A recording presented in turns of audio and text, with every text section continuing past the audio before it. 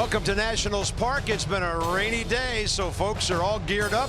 They're ready for a little pre-sip and they're ready for a lot of baseball. Hopefully we'll get an entire official ball game in, because you're back in the division. Juan Soto and the Nats, 3 back of the Braves. They're playing the Orioles in Atlanta. Phillies are here. Some would consider the Phillies a surprise contender this year. They did add Arrieta and Santana during the offseason, so they're kind of the fighting Phils again. They've had some injury problems, but the Nats here at home, and it's great to be back in the NL East. Yeah, gotta separate yourself from the Phillies in this series, I feel like. You know, they're 15-20 on the road. They hit .222 as a team on the road. So you're in your ballpark. You got your rotation set up.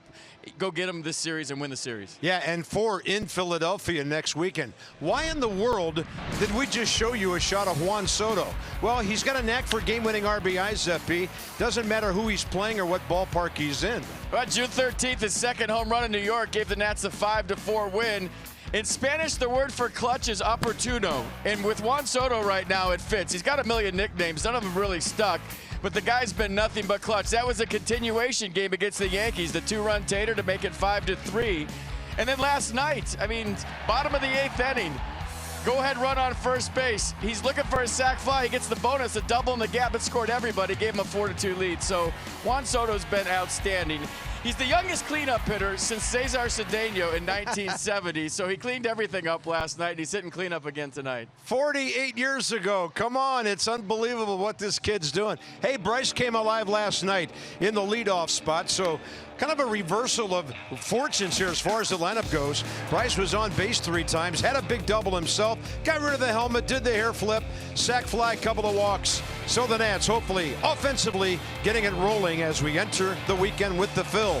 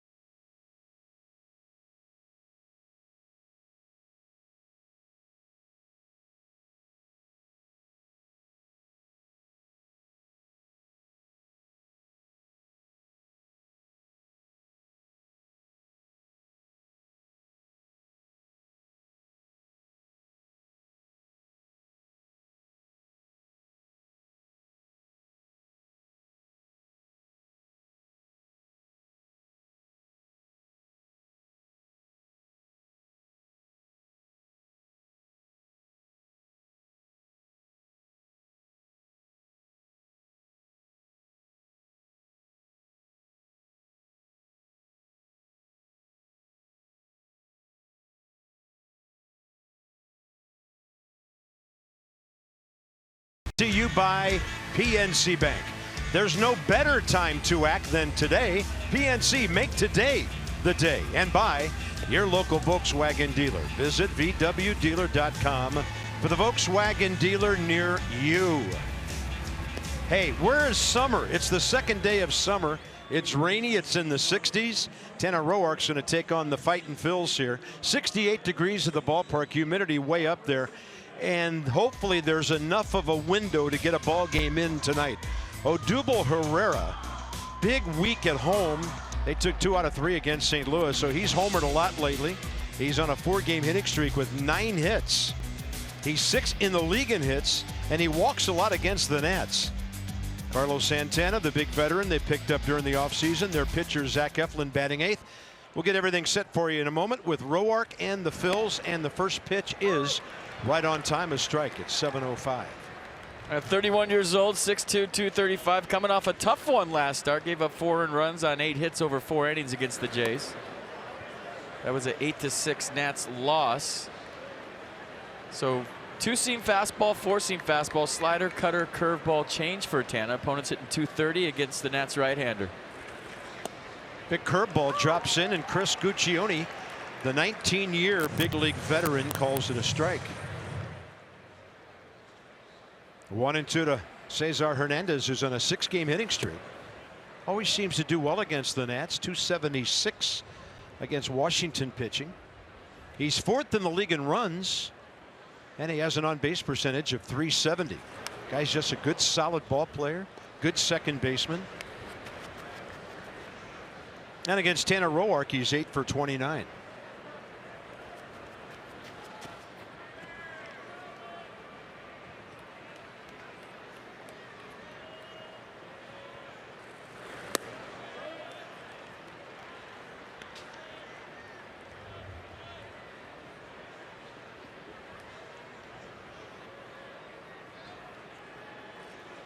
So full count on the first batter. There is the run back fastball, but evidently stayed inside. Hernandez got out of the box in a hurry, and he walks for the 49th time this year. Yeah, Tanner Roark did not like that at all. He walked around the mound after this. He thought it was strike 3. And watch him take a long stroll back to the umpire. Caught the ball barehanded back from Pedro Severino, so he thought he had strike 3. Turns out to be ball 4. I can see why he was upset. Yeah, that really had some serious swing back to it. So here's the young slugger Rhys Hoskins, who's hit 10 home runs. He's on a 5-game hitting streak. Their top 3 hitters are swinging the bat pretty well. Phillies are 12th in the league in hitting at 233, 10th in runs, 8th in home runs. They don't run much. You see the double guards on his helmet right there. He fouled the ball off his face, fractured his jaw, just came off the DL June 9th. But he took a full swing, Carp, and fouled the ball right off his jaw. I've never seen that before.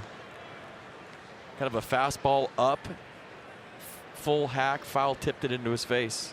Well, you talked on many occasions about hitters opening up early, a lot of them with this launch angle thing going on. I don't think anybody knew until the regular season started and even was underway for a while that things like that might happen with guys not able to turn away from the pitcher.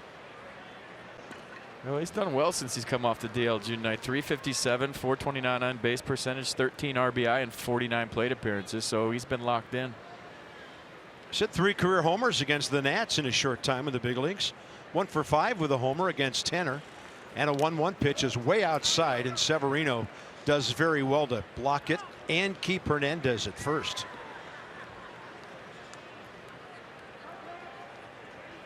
Yeah, good block by Pedro here. I always thought as a base runner, if you were looking for that in your lead, you're looking for the ball down. And as soon as it hits the dirt, you take off. Hernandez would have been into second easily. 2-1 now.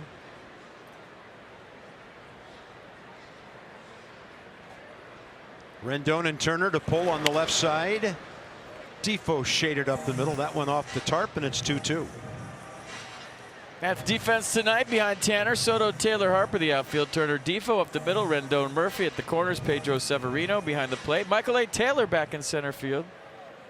And because Tanner Roark has a 36% fly ball rate this year. Gotta have the guy then go get him, huh? Yeah, it's the highest of his career. 2-2 now. Ballpark kind of quiet to start the night. No doubt the rain has held down the crowd. Folks still coming in, but it's not the crazy raucous Friday night we would usually have with the Phillies just coming to town. Hats off to those that are here. Yeah, it was partly cruddy with a chance of afternoon crud and then late night crud. Yeah, chance of gross later. 3-2, and instead a throw over. I always say it's a beautiful night for baseball. Well, maybe tomorrow. Still Friday night at the Yard, always the funnest night, I think. By the way, Alex Cobb and Sean Newcomb down in Atlanta tonight. Roark pulls the string with a beautiful changeup. to strike out Rhys Hoskins for the first down. K Street in the house. Little change up from Tanner Roark. Just floated that in there. Look at Hoskins way out in front. Great pitch from Tanner Roark to Pedro Severino. That was the Bugs Bunny change. 1, 2, 3 strikes, you're out.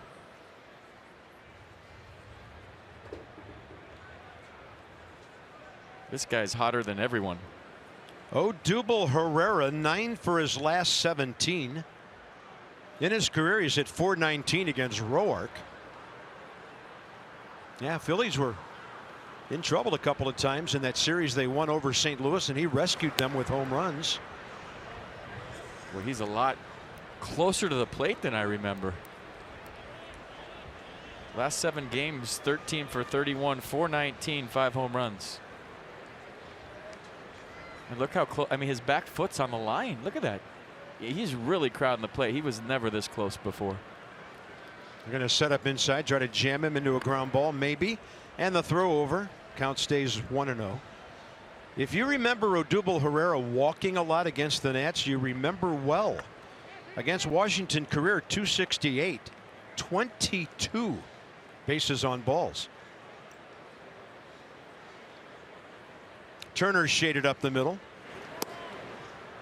Good pitch by Tanner to the outside edge, 1-1. Good feel for the change early. Yeah, there's the numbers, or some more of the numbers we're talking about.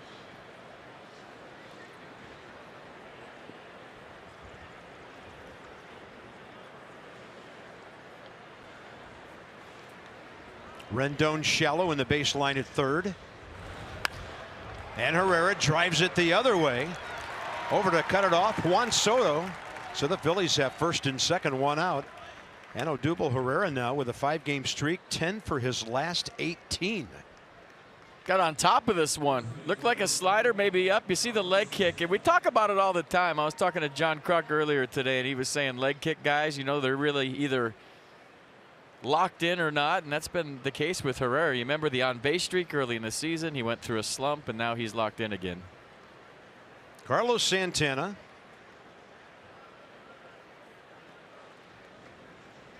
You probably have 2 guys in the ballpark tonight hitting the heaviest,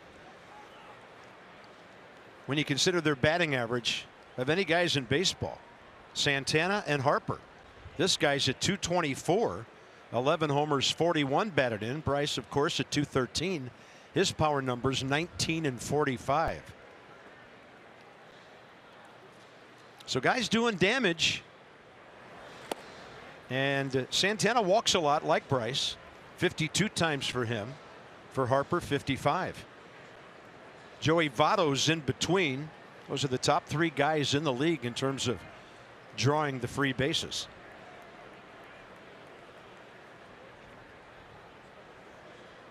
Reset, do it again. Something low in the zone, trying to induce the ground ball.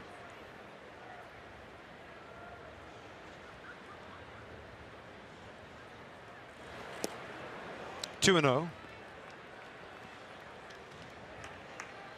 Tanner against the Phillies lifetime. Most starts against Philadelphia than any other team he's faced. Tonight's number 17. 19th appearance overall, counting some of his relief work.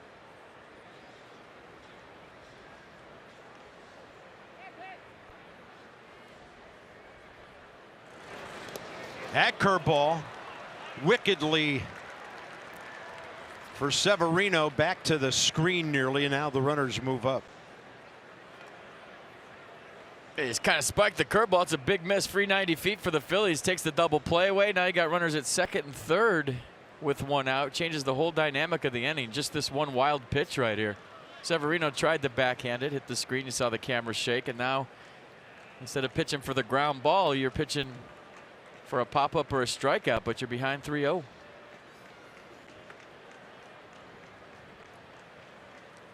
So Tanner about to throw his 20th pitch.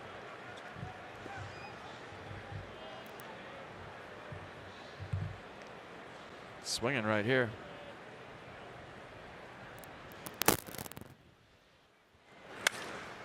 He does, and Rendon can't get it. Coming around third, they're waving in Herrera. Soto throws into second, maybe a play at first. Trey had put the glove down thinking there might be a tag play at second base. And Carlos Santana now has 43 RBIs as he puts the Phillies on top by 2.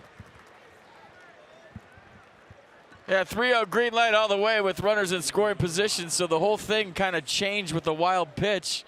Probably ball 4. Great plate coverage by Santana, just slapping it to left, and the ball kind of slowed down on the wet grass, and Soto had no play at the plate. Good read by Herrera at second.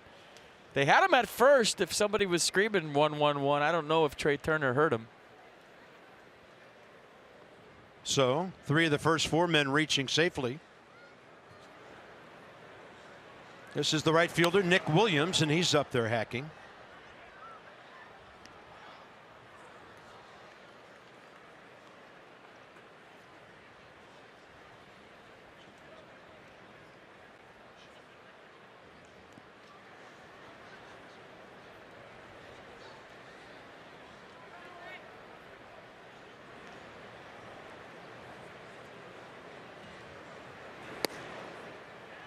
Oh, and 2.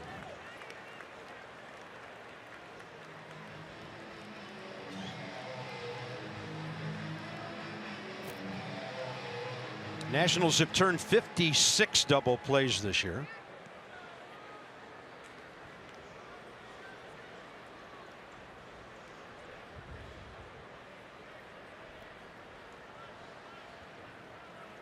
Yeah, I don't think Tanner wanted to throw a strike 3-0 to Santana. I think he was trying to walk him to set up the double play. He had a base open, and Santana just went out and hit ball 4 into left field. Changes speeds, drops one in the dirt. Good curveball. Second strikeout, out number 2. And the Phillies' number 6 hitter will be their young shortstop, Scott Kingery.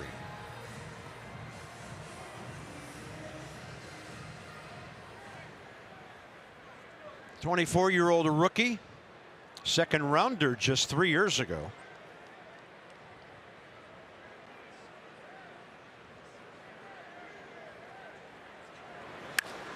And he hits one a mile that's hooking.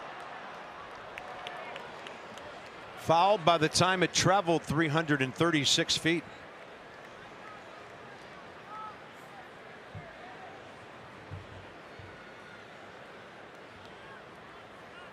I pulled his hands in here. This isn't even close. Look at that. Up and in. Wow. That's why it went foul, but he was looking in there, obviously.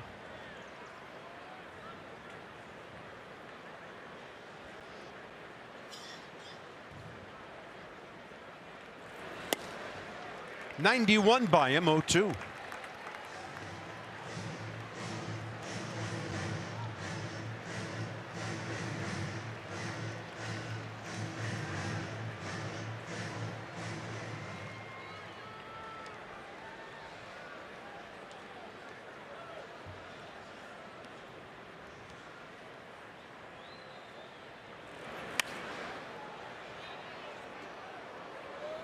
Fastball, changeup. Got a good feel for both. The slider's been his most effective pitch this year.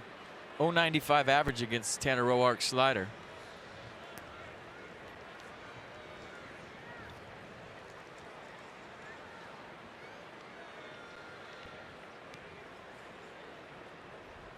He wanted the slider. It was the last one that Pedro went to. 0-2.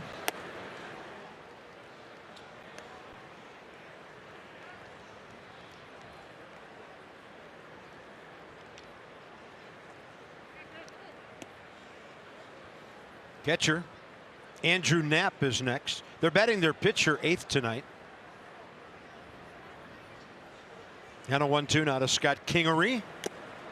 Foul tip. So Tanner Roark, all of the outs were swinging strikeouts, but a walk and a couple of hits. Bryce is leading off tonight, and the Nats will try to get their offense started.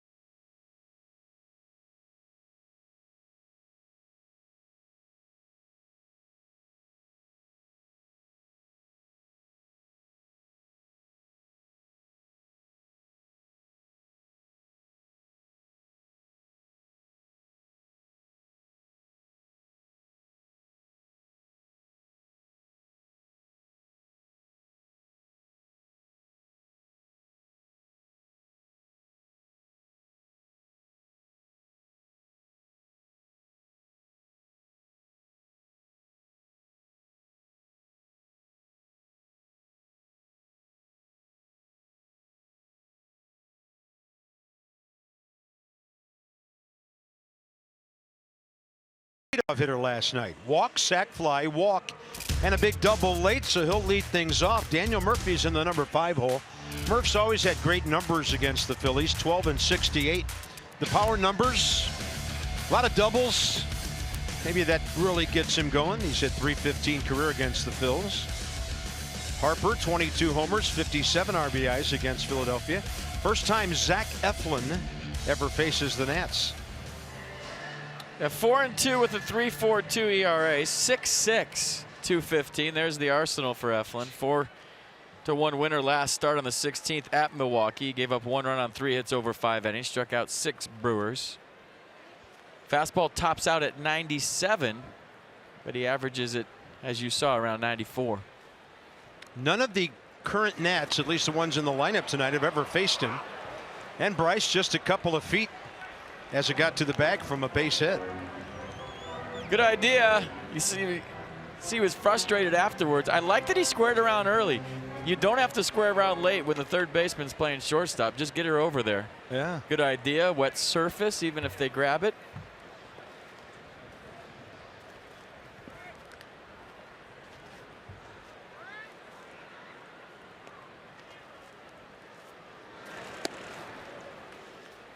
One.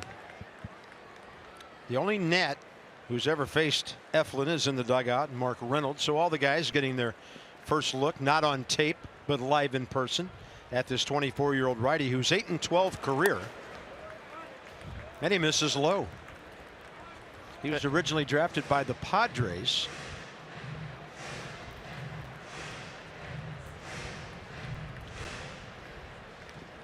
A lot of shiftage right here.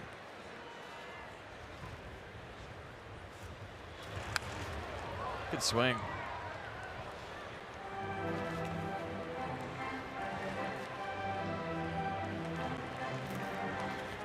Phillies eventually got Eflin from the Dodgers in the Jimmy Rollins deal a couple of years ago. And he's got great numbers for the month of June. 3-0 with a 193 this month. 2-2 to Bryce. And he just smooths it out of play to stay in there.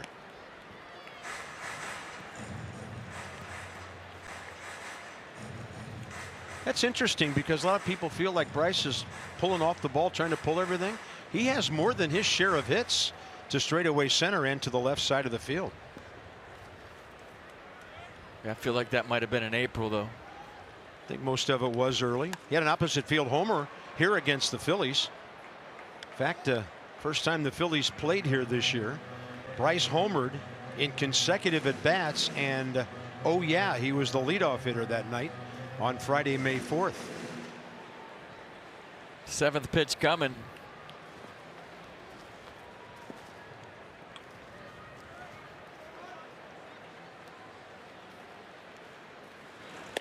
Swing and a miss. He saw 9 pitches in his first at bat last night. Little arm side run on this fastball from Eflin. His strikeouts per 9 are up this year. It's 9.2 strikeouts per 9. Last year was just 4 strikeouts per 9. So he's missing some bats more than he did a year ago. His fastball velocity's up as well. Trey Turner is next.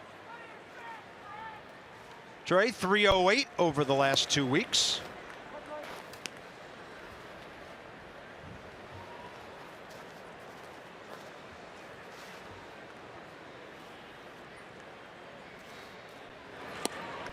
And the heater right in there, 1-1.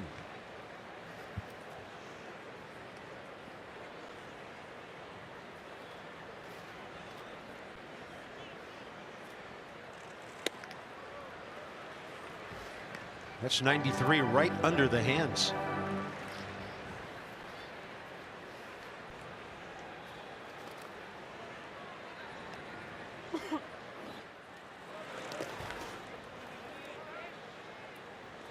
Phillies defense tonight behind Zach Eflin. Hoskins, Herrera, Williams. The outfield. Kingery, Hernandez up the middle. Valentin Santana at the corners. And Andrew Knapp behind the plate. Phillies are the second worst defensive team in the league. 56 errors. Only team with more, St. Louis with 57. Kapler's ball club 8th in staff ERA, 3.93. And remember their closer, Hector Neris? He's not injured. He's just at AAA right now trying to find his groove again. They had to send him down. So not very good on the road. In the race with the Nats, chasing the Braves, under 500. So they've only played 25 games in the division. The Nats 22. Turner down on strikes. 2 outs. Well, this was a big one last night. Tied the Wago up. It was 2-1. Anthony Rendon came up. And in the 6th inning, he tied it at 2. When he clicked this home run, I think StatCast had that at 719 feet. Exit velocity 400 miles an hour. Anyways, it tied the game, and that's the most important thing. Clutch. A lot of clutch hitting last night. Yeah, Rendon now 7 home runs.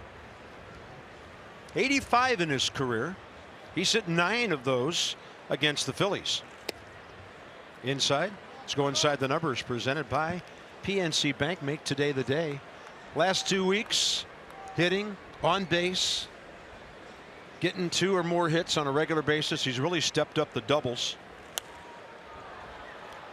I mean, if he keeps going, is he an all-star? You know, usually a slow starter. He has tremendous second halves every year. It'd be so nice if he keeps this groove going and got some consideration to be a National League All-Star, because he's one of the most underrated guys in the league and definitely deserves it, in my opinion. Maybe body of work as an all-star, one of those things, right? Yeah, yeah. He gets jammed on that one, and then just drifting to it, Rhys Hoskins. Nats go in order after the Phillies pick up 2, and the weekend is underway.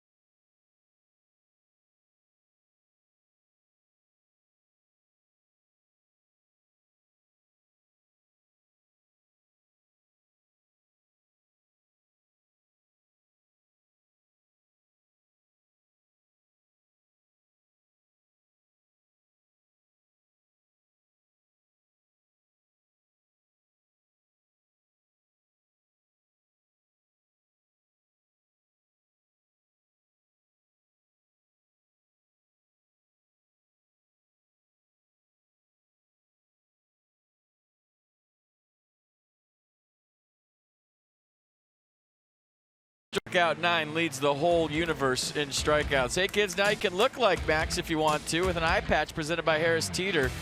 First 10,000 Rugrats in the ballpark, 12 and under, get a reversible eye patch featuring brown and blue eyes. Visit nationals.com for tickets. Let's see what that looks like. Get it? Yes, I do. Well played, Mauer. Top of the second. Max was great last night with the 9 strikeouts, 1 walk, 102 pitches, 72 strikes. Did you just reference a shampoo commercial from '97? That was clutch. You did, didn't you? Yeah. Well played, Mauer. Yeah. I don't know the year, but some things just stick with you. I think it was later than that. Yeah, I never made a play in foul territory and had a girl comment on my hair. Even though she should have, because it was good.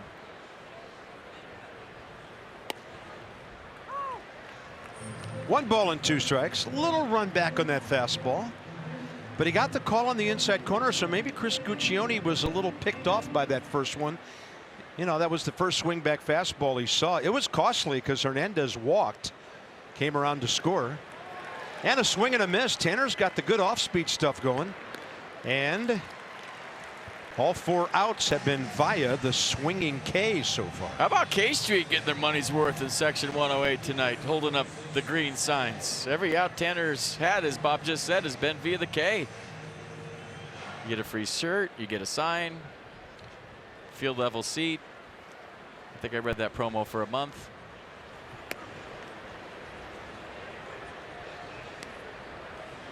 Zach Eflin can hit 4 for 15 with a homer this year.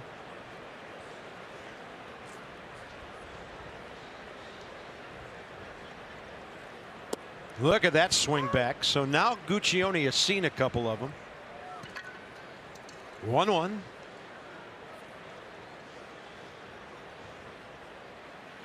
Got the first inning out of the way. He's fine. Yeah.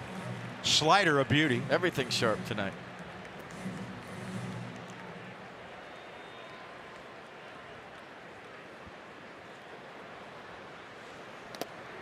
I mean, the only mistake he made, Carpenter, wasn't even a mistake, was the pitch to Santana on the 3-0 count. You knew he was going green light. He purposely threw ball 4, and Santana reached out and slapped it to left. So minus that pitch, which he tried to do, he's pitching fine. He looks good. 1-2 now. Little bit outside.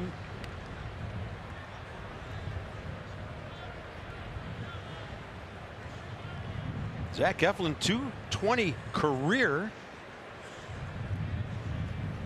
Oh, he's going to take that right over the outside edge. 5 strikeouts for Tanner Roark.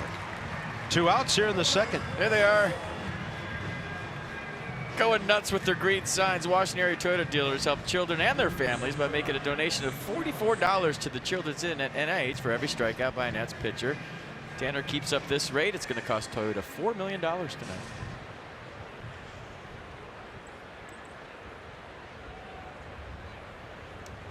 Jesmuel Valentin. Good name. His dad Jose, major leaguer.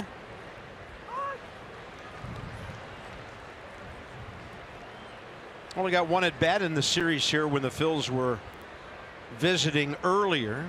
He's at 242, one of 4 switch hitters in their lineup tonight. Hernandez, Santana, Knapp, the catcher, and the third baseman Valentin.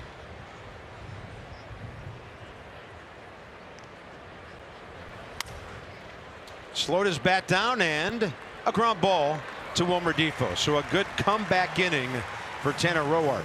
They experienced the power and toughness of Soto and Ram. Now Ram's at your local dealer. Soto will be in the batter's box. You can also log on to ramtrucks.com to get to work. Guts, glory, Ram. The kid is next.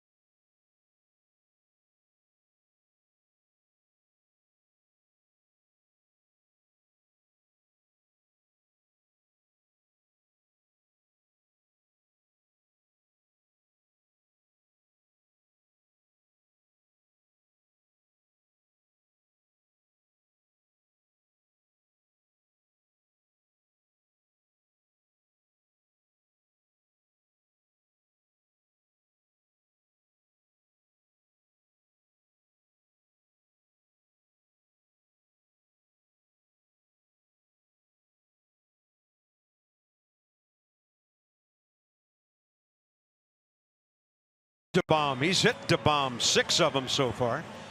And when the Nats win and score 7 or more, you get 50% off regular menu price online orders at papajohns.com. Promo code NATS50. Strike one. Better ingredients, better pizza. Papa John's. He's hit safely 19 of his 26 starts. Huge clutch game-winning hit in the bottom of the 8th last night. And look at him go the other way here. That thing's just going to slow down in the grass, stop on the warning track, and Juan Soto is making quite a living on the other side of the field. That's his 8th double of the year. There goes the no-hitter. Let's get that out of the way quickly as we show you the Fios Exmo of the wonderful swing from Juan Soto.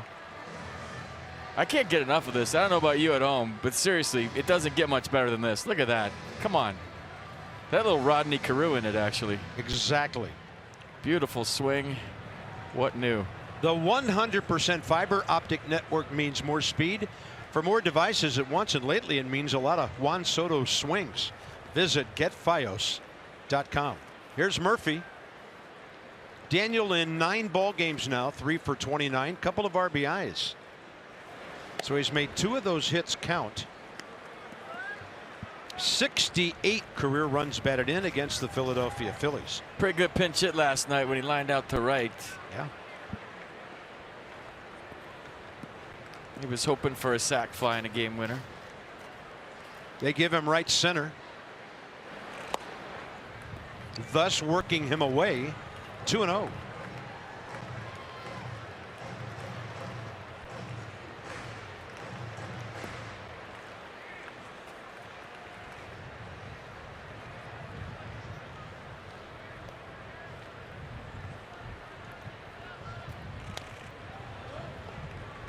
There's been so many nicknames for Juan Soto. Nothing's really taken.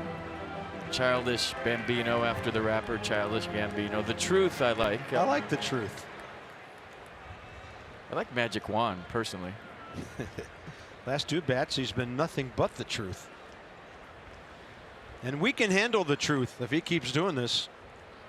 2 balls, 1 strike. Because he swings at Magic Juan.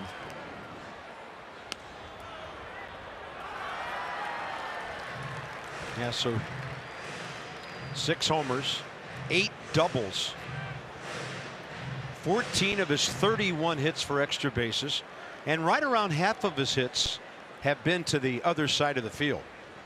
That line you draw out to center, to the left of that, he's made great use of different ballparks. Murphy is staying alive. Spoil it, waste it, get another chance.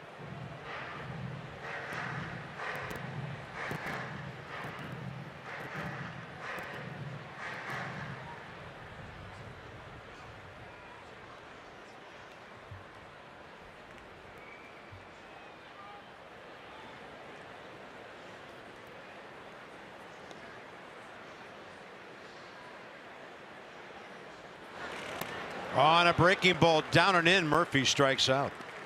3rd K for Zach Eflin. When you're talking cars, you're talking Coons and league leaders. Michael A. Taylor has the longest active hit streak in baseball right now.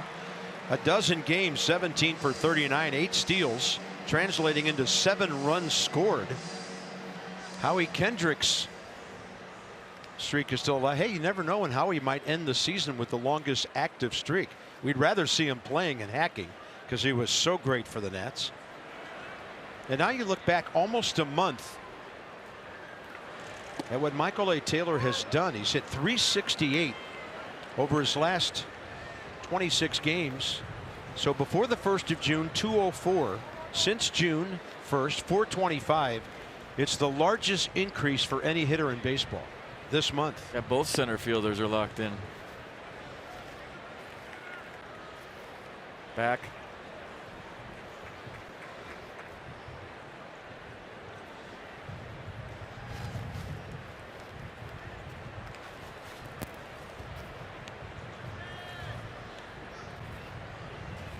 Oh, 1 fastball, a good one.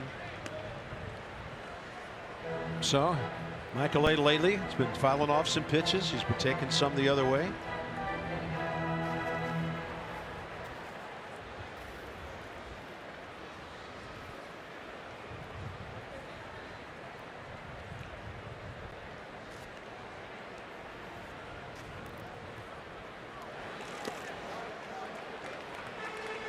You know, Eflin reminds me of Carp. This is a blast from the past, and I don't think too many fans will get it. Maybe some Philly fans. You remember Russ Springer? Sure. Right-hander for the Phillies. Same build, same delivery, same arm angle. Maybe Eflin's fastball a little bit quicker.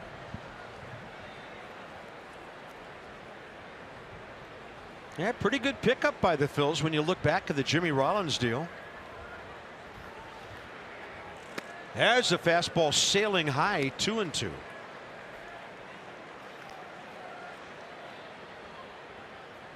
Wilmer Defoe 7th, Severino 8th, and Tanner Roark in the 9th spot tonight.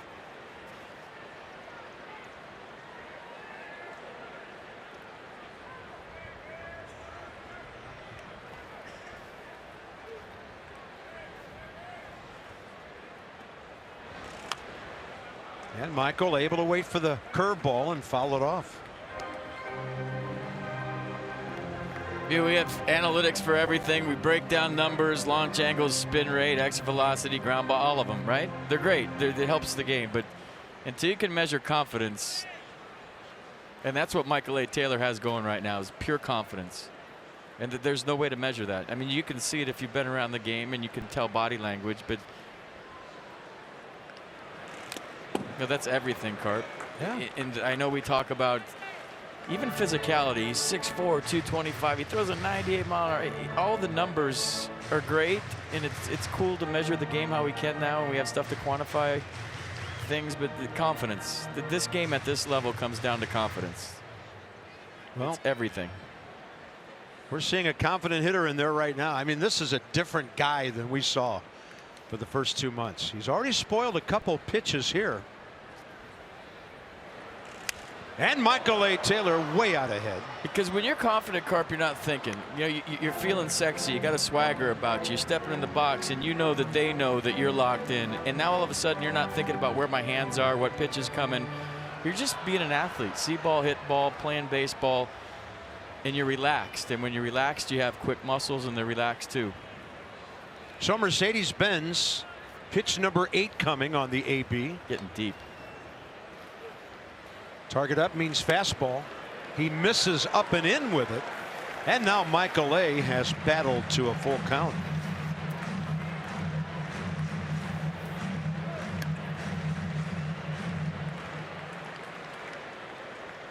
Soto at second with 1 out.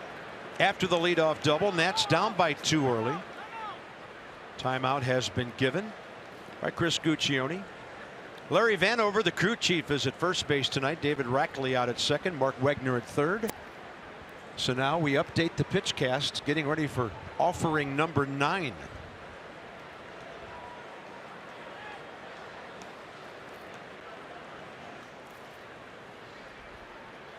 Upstairs again, but that was a slider. Is that a deke? I wonder, because it's always a fastball with a target that high, isn't it? Yeah, Andrew Knapp stood all the way up, kind of in a 3/4 crouch, squatted down at the end. They threw a slider, and I don't know if they're trying to get the hitter to relay something, or the base runner to relay something to the hitter. Look at that. That's high fastball, right? Squat down, slider.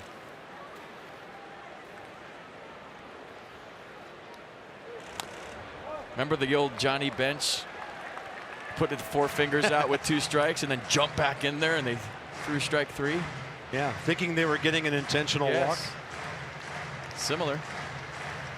This is some kind of at bat for Michael A. Taylor. If he follows this up with a hit or even walks, that'll really be something. He's at 10 pitches now.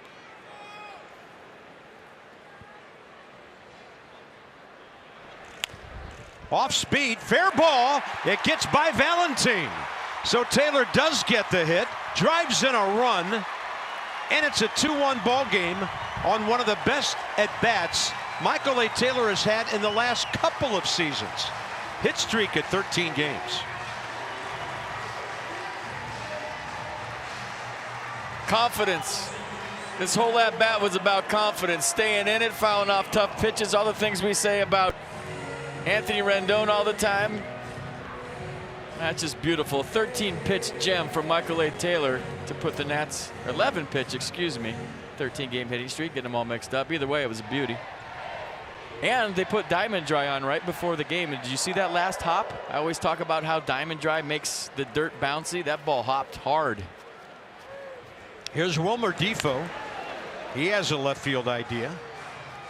For Taylor, RBI number 21.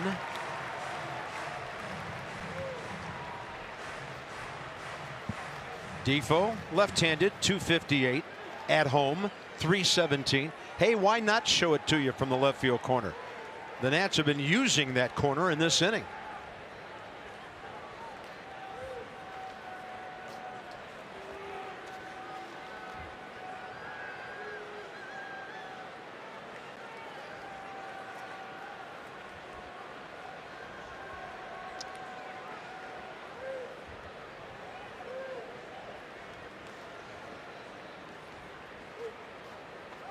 Target in, Taylor running. Safe at third. He was going so fast, he really had to hug the bag to bring his body to a stop. That's number 22. Tried to hold him, but how many times they picked the second 2 times in a row? Never. You saw the inside move, and Michael A. said, you know what, you ain't doing it again, and I'm going. 22nd stolen base easily into third. Now Wilmer has to battle with 2 strikes. Gabe Kapler's bringing his infield in. Your major league stolen base leader at third base. 0-2 to Wilmer. You talk about making a pitcher work. 22 pitches with 1 out here in the second.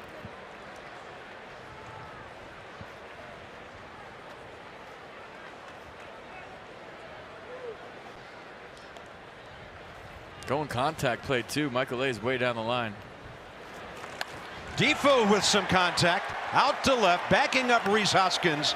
Michael A. Taylor will easily score. And Wilmer Defoe's 21st RBI ties the game. Soto, Taylor, and Defoe. Fantastic at bats in this inning. Get him on. Get him in. Get him in.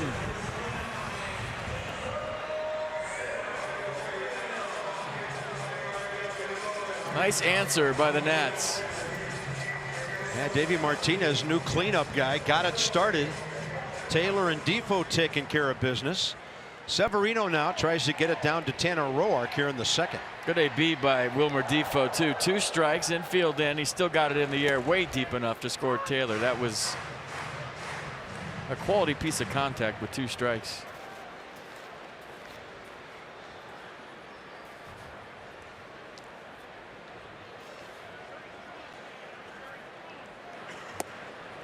One to Pedro, hitting a .188.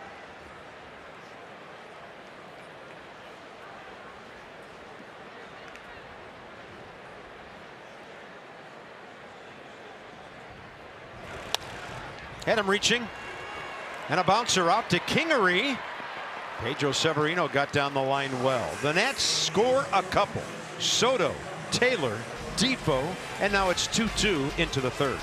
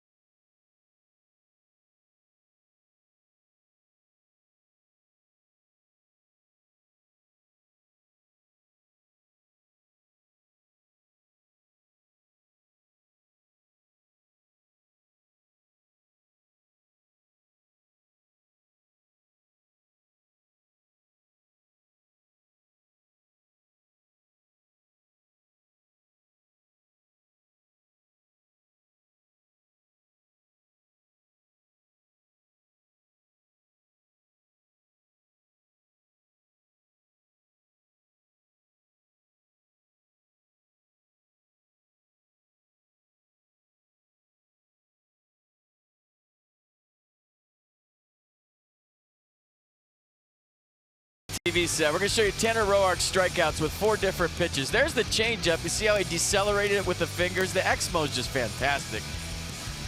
There's the curveball from Tanner. Swing and a miss. Here's the slider from Tanner. Rhys Hoskins, that was Scott Kingery, fouled it off. And then the comeback fastball right here for strike 3. So pretty cool to see those pitches, the rotation, the movement, and X-Mo. The 100% fiber optic network means more speed for more devices at once. Visit getfiles.com. Got good stuff going on here tonight. Tanner Roark back to work. He's back even, facing Cesar Hernandez. Very nice. 3 talented young men, 3 really good at bats, and the Nats are back even. Orioles just underway in Atlanta. 7:35 starts down there. And there's a fastball that's a bit up to Hernandez. He has 49 walks now. Their leadoff guy has the 5th most walks in the National League, and he has scored the 4th most runs. Cesar Hernandez has really turned into a good ball player. 2-0.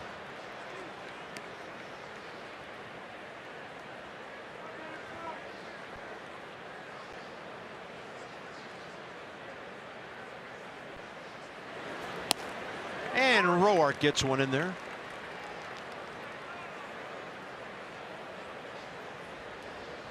Tanner career 58 and 46.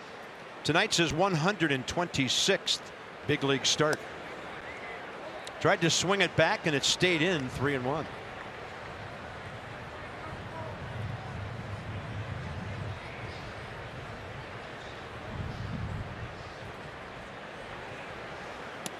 Tried it again and he got a strike. Yeah, I didn't see his start in Toronto, and I'm really on top of things tonight, but I think he's going back to that modified stretch here. You remember he flirted with it in spring training and everyone said, oh, Tanner's throwing on the stretch this year. Well, check it out.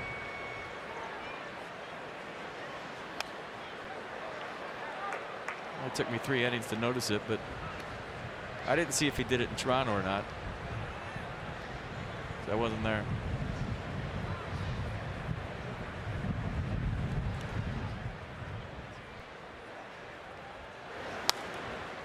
That one was low in the zone with some swing back. That fastball is about as lively as any swing back action we've seen this year. Definitely a modified delivery.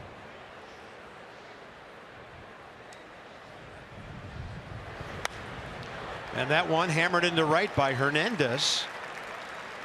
9th career hit in 30 at bats against Tanner Roark. 3rd hit for the Phillies. Rhys Hoskins, who struck out first time, is next.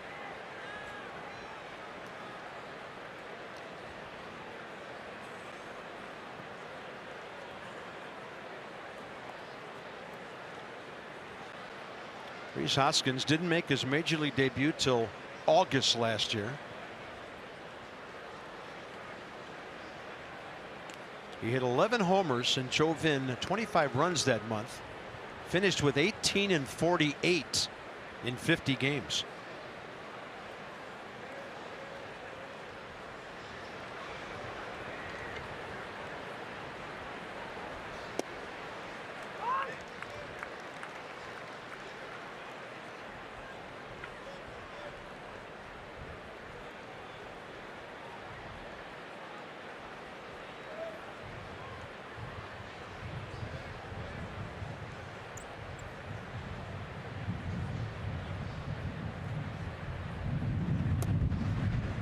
One.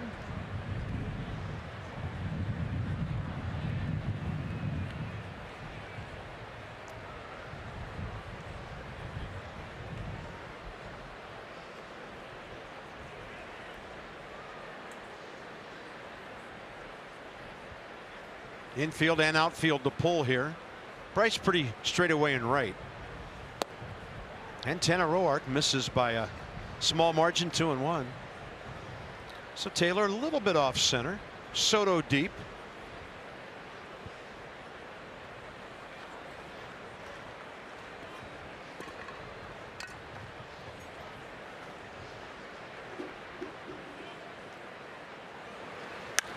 And this ball high in the air to center. Michael A. Taylor looked like it took him a minute to find it. You heard the screams, and he got it for the first out. Well, the screams were because Cesar Hernandez tagged up, and everybody's screaming tag. With Nats Pass to Nationals games, whatever you want for just $65 per month this July. Alex Cora and the Red Sox coming to town. AC, former National, managing the Red Sox, doing a nice job. Marlins, Braves, Mets also. Nats Pass available exclusively through MLB Ballpark app, so download today. And you could have all-you-can-eat baseball coming up next. Yeah, the Red Sox will be here for the 4th. Wow. That's going to be fun. Hey, they're used to early games. Patriots Day. Yeah. And Odubel Herrera has just homered for the 5th game in a row. A bunch of other Phillies have done it. They go on top 4-2. He joins Richie Allen, Mike Schmidt, Bobby Abreu, Chase Utley, and Rhys Hoskins to do that. I'll tell you what, they're just certain hitters in the league that when they're locked in, you're better off not messing with him because he doesn't even know what he's hitting right now. When you're this locked in, Carp, you'll ask a guy on the bench, what'd you hit? And he'll say, I don't know. Fastball, maybe? The game moves so slow when you're in this zone that he's in. He got a change up there, caught it out front. Huge leg kick. Well, we may have the National League Player of the Week in the ballpark right now, the way this guy's going. Single homer. He now's hit 13. He has 43 runs batted in. Carlos Santana next on a 3-0 pitch. He drove in a couple of runs with an opposite field single his first time.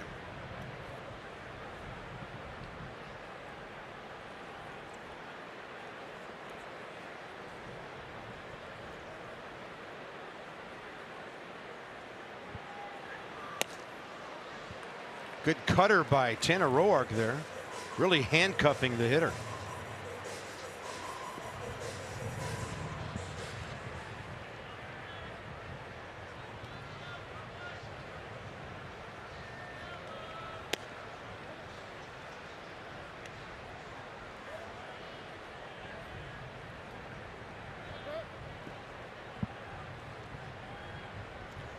Nats have given up 82 home runs now. They've hit 83. And this one high in the air. Bryce Harper. Basket catch as he crossed over the line into foul ground. 2 outs. Good play while approaching.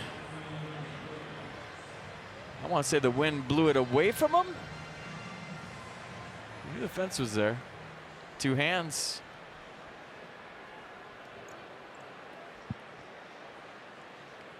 Next up, Nick Williams, who struck out first time.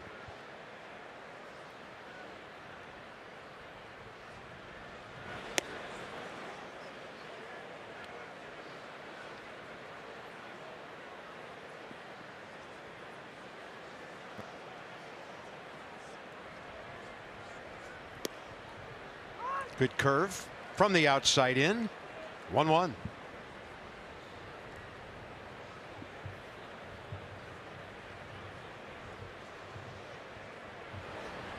Tanner had the rough outing, of course, as we've referenced in Toronto Sunday. His ERA against the American League this year 5.06, National League 3.87, but the Phillies have touched him for 4 runs on 4 hits here. And the count goes to 3-1 with 2 outs.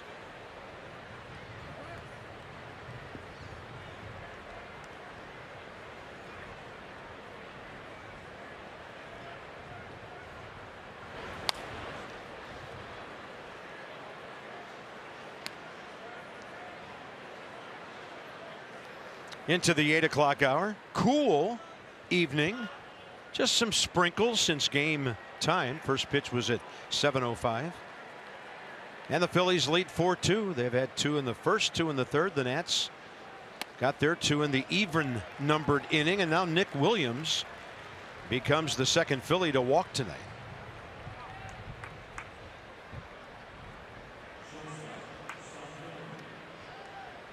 Say the second longest day of the year? Or second, I don't know. Well, tied for second? Maybe tied for second with Wednesday. With the 19th? The day before the longest game of the year. The 20th? Scott Kingery, the hitter. Let me see what time sunset is. And by the way, this is an important game for the Nats tonight.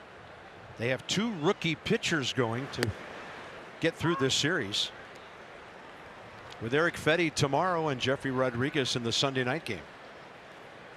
The most daylight of the year. Somebody on Twitter, because there's always somebody on Twitter that has to correct everything. You know who you are, too. Most daylight of the year? That sounds like the longest day of the year to me. It can't be the longest day, FP. Every day is 24 hours.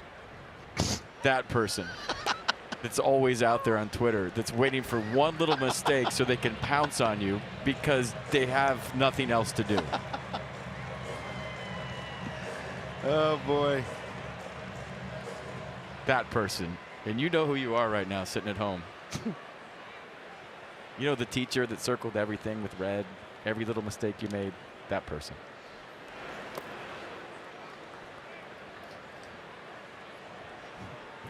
Technically right, but nobody cares. All right, I'm done. If you write could've, COULDOF, they will be all over you because it's COULD apostrophe VE. That's the big one these days. Throw over.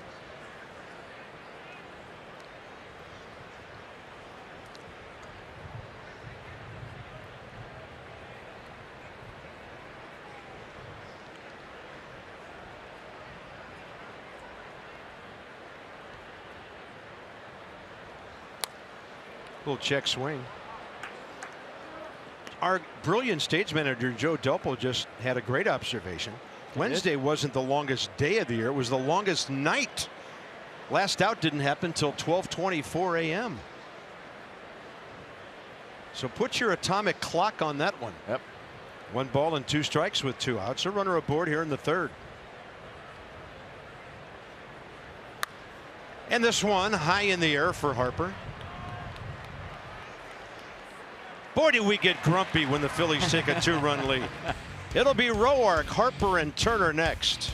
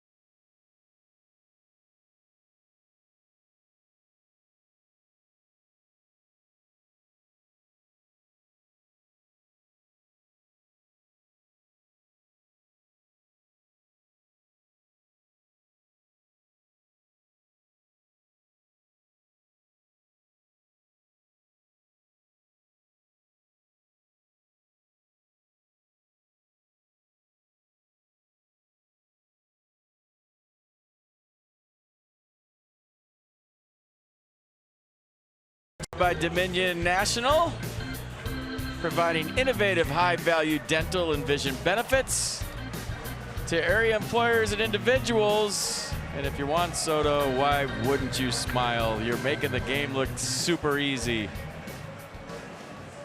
Beautiful night in terms of being comfortable, but hopefully we'll stay dry here. We're going bottom of the 3rd. Flags are kind of blowing from east to west here, right toward the left field corner. Oh, Glory way out there. The big flag's out up on top of the scoreboard right center, blowing straight in. So it's swirling a bit. And Tanner Roark, who's 3 for 25 this year, has a 1-1 count, bottom of the third underway. So those are pointing toward the left side of the ballpark. Tanner Roark is now 4 for 26. Solid contact. And the Nats have their third base hit. Next up is that leadoff guy, Bryce Harper. Good swing. Short and compact. These guys are out here every day working on their swings early. They have competitions within themselves. They work on their button, they're hitting, and it paid off right there. Nice swing. It'd be so cool if everybody could see behind the scenes like we do on how hard these guys work on a daily basis, what time they get here and how hard they work. All of them.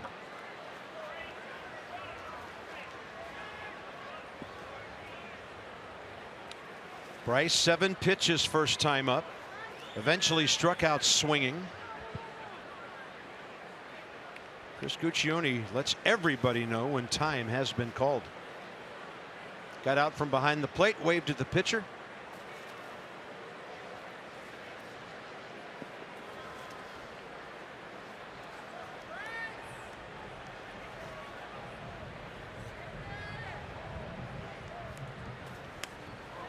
Straight back that one went. Whew. Flirting with that inner half right now with Bryce is dangerous. Little cutter here, I believe, at 89.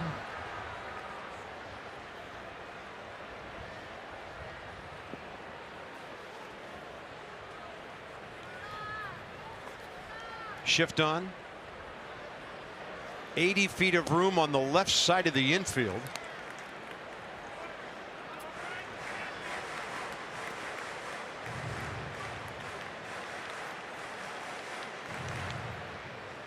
Phillies probably go with analytics as much as, if not more than anybody in baseball.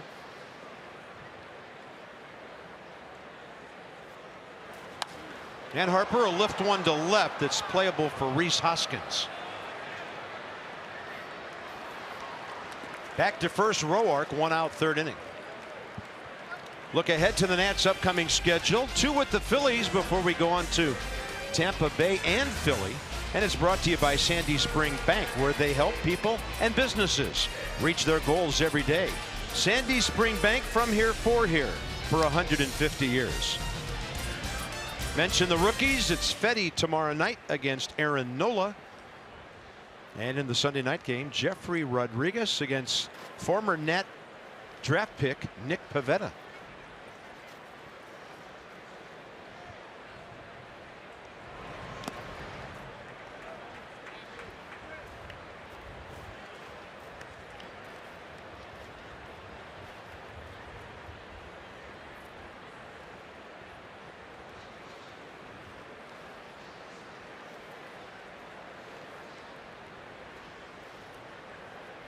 Tie game, just a swing away.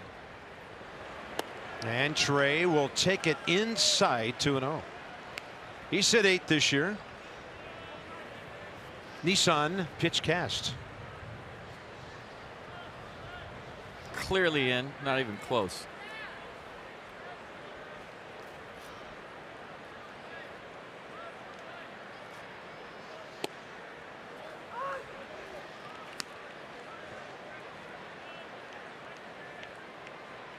So with 1 out, 3rd inning, Eflin at 52 pitches. Tanner Roark is at 71 through his 3.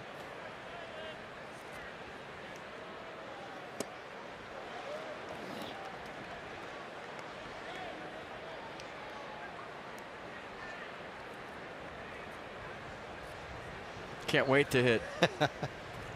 He cannot. And when you're locked in, you want to take cuts. 2-2. Trey Turner called out on strikes. Chris Guccione took a moment to rip the pages and strikeout number 4 for Eflin. Slider right in the corner.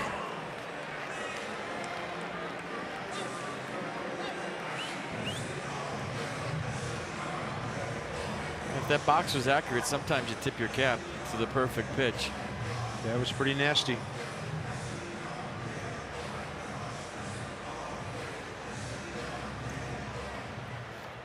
Anthony Rendon, fly ball to left, first time up.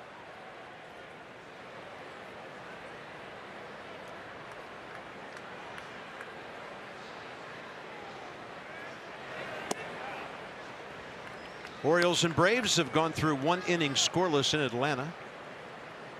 The Nats 3 back, Phillies 3.5 back.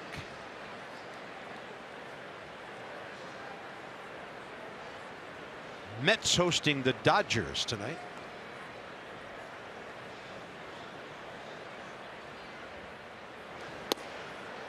Front door on the slider.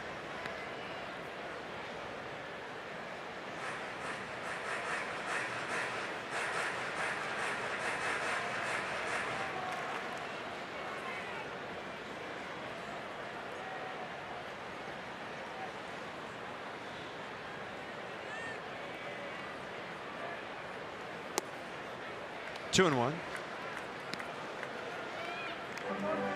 Anthony Rendon, one of those guys they play pretty straight up on the infield.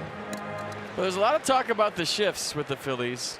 Jake Arrieta had some strong comments after a series in San Francisco, and I've been watching tonight. They're not shifting a whole lot. They're shading a little bit. Yeah.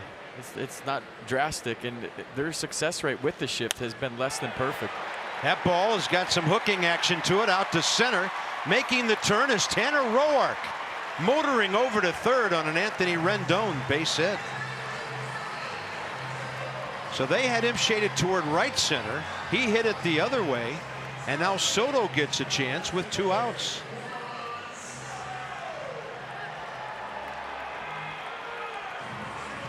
Little run back fastball, and he's locked in. Right? There's a lot of hitters that are locked in this game tonight. Herrera, Michael A. Taylor, Anthony Rendon, Tanner Roark. Going first to third. Nice job and setting the stage for the youngster once again. Last time up, last inning, leading off opposite field double to start a 2-run rally. Now hitting .333. 31 hits, 93 at bats. Try him in here. Careful. Yeah, based on the one we saw here earlier this week. Missed the spot. Did you see that? Andrew Knapp wanted it up and in. He gave a high target, and Zach Eflin threw it right down the middle. Ooh. Dangerous.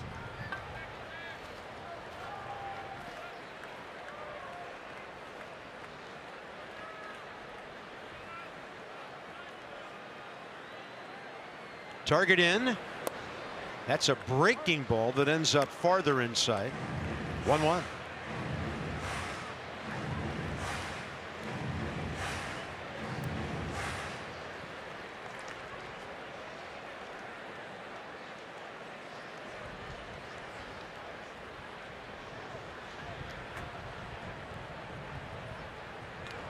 Oh, I've been waiting to tell you this one. Over the last 30 days, Zach Eflin has thrown to first base 22 times. That leads all of baseball. Huh. Well, it's guys getting hits. He's only walked 3 in the month of June. 17 strikeouts. That would not happen if I was commissioner. Zach, watched a little tape of your game last night, and we need to chat. Well, this is amazing. Tom McCarthy, who does TV for the Phillies, they had a game recently in Milwaukee, and they went back after the game and looked at a whole bunch of things. They timed an average of 4 minutes and 21 seconds in between the ball being put in play the entire game. Wow. Amazing. 4:21. Well, there's more strikeouts than hits in Major League Baseball so far this year. And this one startled me before Tommy even told me that. 2 days ago, I read that the Major League average for time in between contact being made, the ball in play, 3 minutes and 24 seconds. It seems striking, but when you think about what's going on in the game, it all adds up.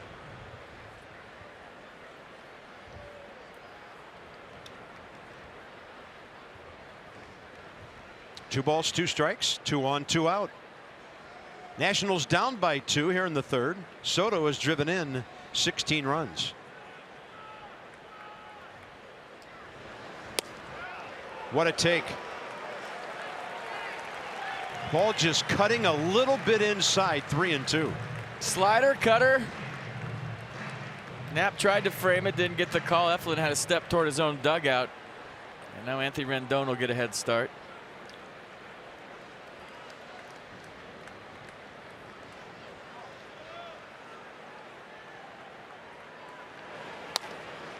That's right over the bag and fair. Santana guarding the line, able to make that grab. The Nats get a couple of hits, strand their first 2 runners. Phillies by 2.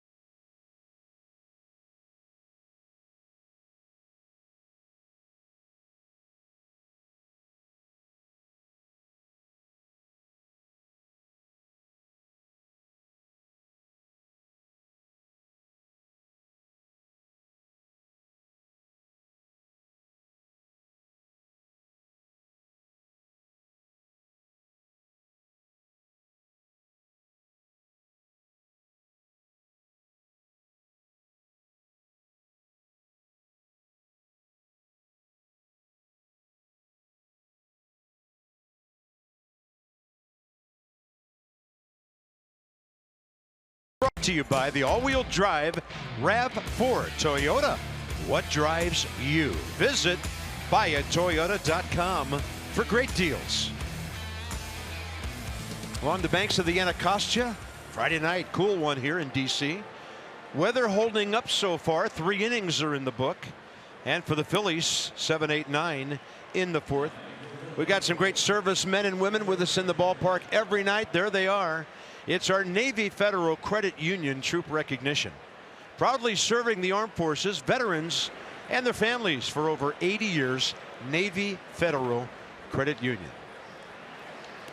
Love it when they wave their caps to us and we wave ours and applaud them every night. Andrew Knapp, Zach Eflin, Jesmuel Valentin for the Phillies, top 4th.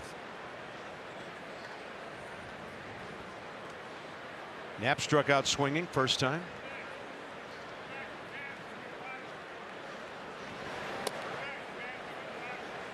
Andrew Knapp is a switch hitting catcher, 26 years of age, from Roseville, California. Played at Cal Berkeley. And the Nats have a big shift on. His dad Mike was an Angels draftee, played 11 years in the minor leagues. Good friend of mine. I've known Andrew since he was a toddler. Granite Bay High School, California, before going on to Berkeley. Tanner Roark's breaking ball has been stellar tonight. Mike and I once drove from Northern California all the way to West Palm Beach, Florida for spring training with CB radios in our cars, and we didn't stop the whole way. We went nonstop driving together to spring training. Beautiful pitch. There's that swing back heater. Strikeout number 6. I want to hear more about this trip. Here's Mercedes. No, you don't. CB radios, I just dated myself. There's the swing back fastball. Perfect. That was before cell phones even. So yeah. Oh yeah, way before. We went to Walmart, bought CBs, plugged them into our lighters, and talked to each other and followed each other all the way across the country. We stopped for gas and food, but we didn't sleep. I remember having a little kit like that. You could put a little antenna on the top of your car that had some adhesive on it, and it was really interesting to drive across the country to listen to truckers and everybody else all night. Talking about Smokies. 1 ball, 1 strike. Eflin, there's a swing back fastball.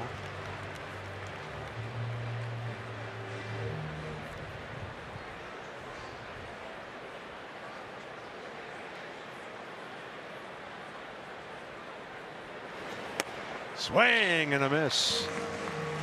Number 7 for Tanner. So tomorrow is the Bull Durham celebration with the Peanuts. Robert Wool will be there for a meet and greet. He'll be signing. First 1,250 fans get the Victor Robles Rob Job bobblehead. Give him a call. Go online, or better yet, just drive down to Woodbridge.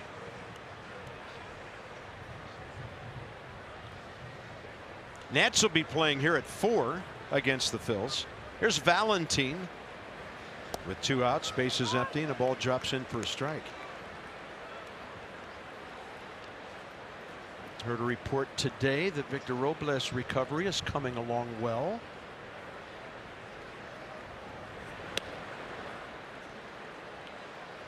.630 is that game in Woodbridge tomorrow night.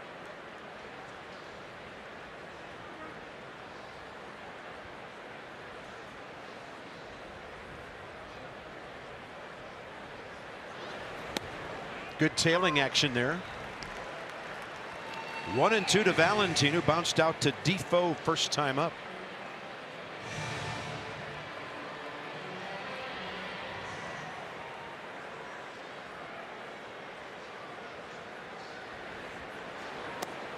That was a curveball, didn't do a whole lot.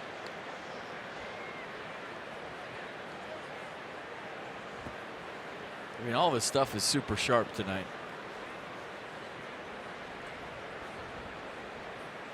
Yeah, the Phillies' 2 big RBI guys have driven in all 4 runs. Herrera and Santana both came into this game with 41 batted in.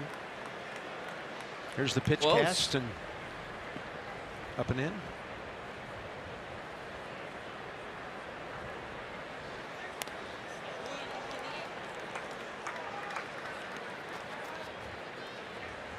Top of the 3rd now in Atlanta.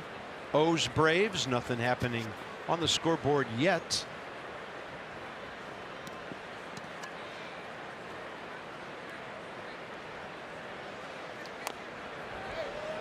Another pretty good off-speed pitch, and Valentine stayed with it.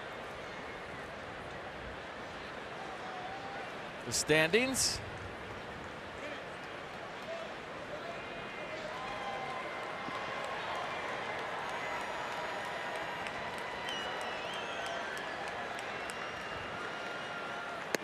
That's way up in the 3rd walk by Roark.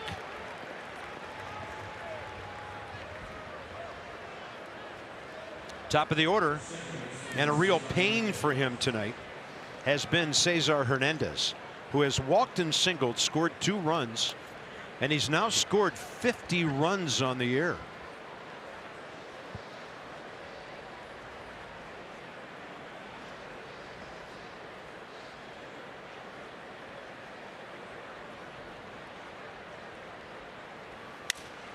Into right.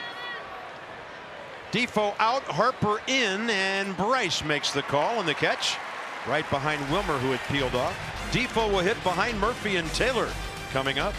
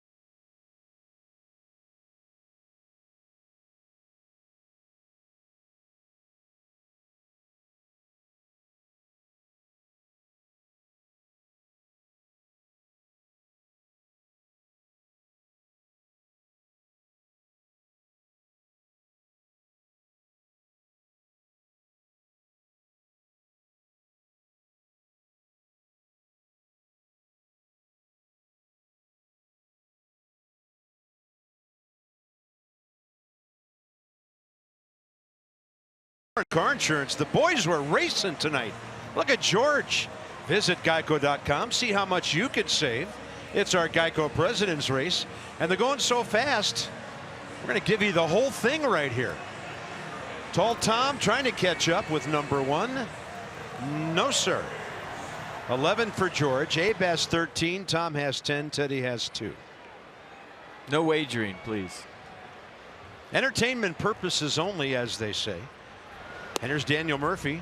Bottom of the 4th, strike call. Murph struck out swinging first time up.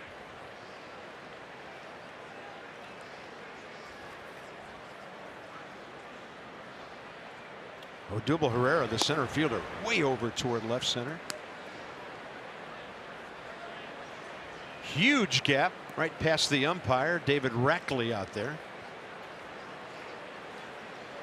And a lot of room right field line. Murphy takes a strike, 1-2.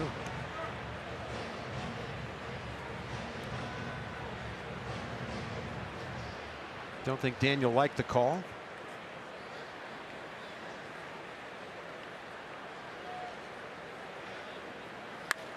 And Murphy on a pitch up. This couldn't get over the top of it. Caught by Nick Williams. Next up, the dangerous 13-game hitting streak guy, Michael A. Taylor.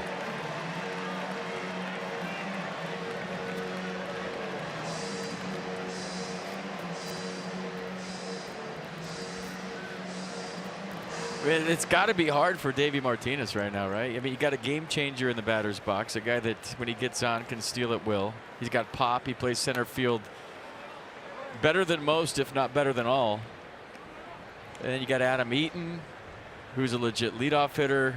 You got to bring him along slowly. You know, Bryce is going to lock in. It's only a matter of time. He's too good. And then Juan Soto. I mean, good problem to have, right? Absolutely. But it is a problem. I mean, it's such a delicate balancing act that he has to keep everybody locked in. Try to get Bryce even more locked in. He had a nice night last night. But when you think about this team in this division, and I was thinking about this today, you know, when Bryce locks in is just a matter of time. Hopefully it's before the trade deadline, but you're going to get Bryce Harper at the trade deadline, basically. You might get Ryan Zimmerman before the trade deadline, basically. Murphy will get better. Steven Strasburg. Murphy's going to get better. Eaton's going to get better. You know, if you can keep your core healthy and those guys start to lock in and become more healthy, Matt Adams comes back. I mean, there's no reason why they shouldn't win the NL East and win it by double-digit games. But we'll see. They're in a fight, and it's not a bad thing. Swing and a miss. Eflin gets up and in on Taylor after going upstairs to pop up Murphy. 2 outs here in the 4th. All right, the 2018 Camping World MLB All-Star Ballot is now open and exclusively online. Make sure your favorite Nats are represented on this year's squad because it's right here. See that ballpark you're looking at? There's going to be an All-Star game there. It's presented by Fox, and Major League All-Star game is the 89th. It's also presented by MasterCard. So vote for Nats. Wilmer Defoe looks like extra bases, hooking away from Nick Williams. Wilmer, a sac fly, and now he's hitting back over 320 in his own ballpark with that 2-out double. Home cooking. Like a cutter right here. Didn't do a whole lot. Wilmer caught it out front, drills it down the right field line, and watch Wilmer run. So a 2-out double. Do they pitch to Pedro Severino, or do they try Tanner Boark, who had a single next time, over the infield? You know, Wilmer Defoe's piling up some extra base hits here. That's now 7 doubles. He has 4 triples and 3 home runs. Did a cool thing with Adam Eaton the other day. We drove around town. We had GoPros in his car, and we're gonna, show it online whenever they decide to. But I asked him who was most likely to swim in a fountain if the Nats won the World Series, and he said the guy in second base. I could see that. There was no CB radios in the truck, though. Well, they are choosing to pitch to Severino, and we know he's not been that productive this year.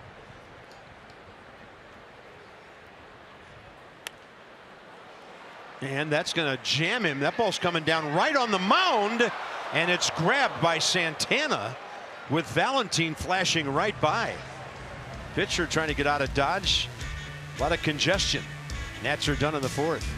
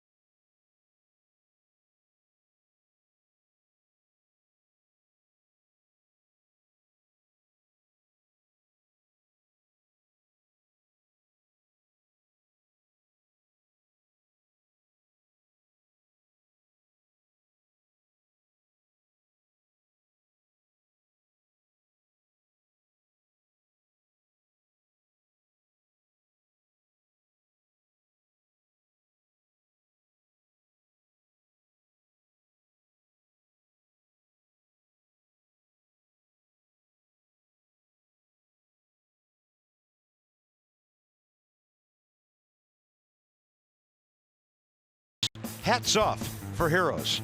We got one in the ballpark tonight, Aaron Altair. One of those guys born in the 90s in the big leagues now, Landstuhl, Germany. His mom served in the U.S. Air Force. Aaron Altair, 27 years of age, a ninth rounder 9 years ago. It should be Airstool, Germany then. Family finally made its way to Arizona. Aaron graduated from Agua Fria High School. Top of the fifth inning. Tanner Roark, 88 pitches, 53 strikes. Zach Eflin's at 75 through his 4 innings, and that's a strike to Rhys Hoskins. Strikeout, fly ball to center.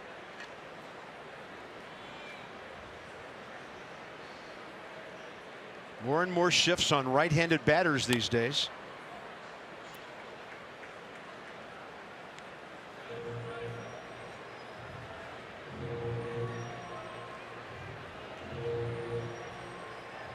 You just feel like if Tanner can keep it 4-2, the Nats got a great chance tonight. I don't know what it is. I just have a feeling. Well, both starters have high pitch counts. This game, unless one gets way out ahead, likely to be decided by the bullpens, and the Phillies have had big time bullpen issues. They blew a 2-run lead in the 9th inning at home the other night. Aaron Altair, who we just talked about, bailed them out with a walk-off double in extra innings against St. Louis.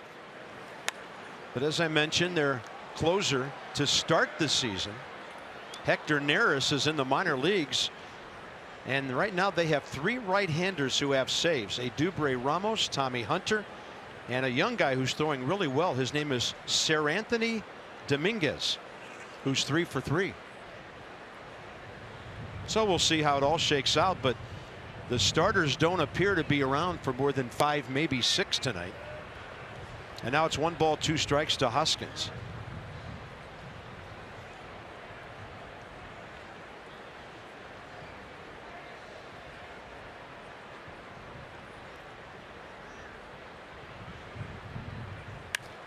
And the ball hooking into the left field corner, stays fair. Cut off by Soto. It fell out of his glove. He had no play at second base anyway. And Rhys Hoskins is 1 for 3, leadoff double, 5th inning. That does open up first base if you don't want to pitch to Odubel Herrera.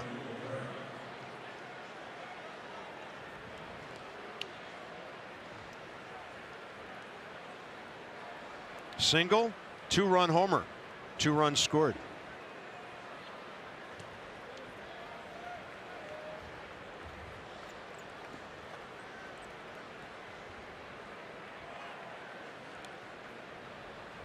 Going to the phone.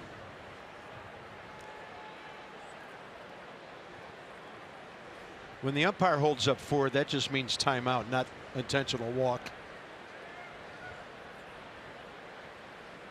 Look at Herrera step into the pitch, and he grounds out to Defoe. Productive out for the Phillies. Hoskins at third, 1 down. Santana next. Let's have a look at our PNC minor league insights. No better time to act than today. PNC make today the day. So Jake Knoll out of Florida Gulf Coast University, third baseman. He's at PHI AT Potomac right now, hitting over 300, lots of extra base hits with RBIs. And why not follow Carter Keyboom to Harrisburg from Potomac? It's ready. Call him up. Yeah, some guys getting promotions this week.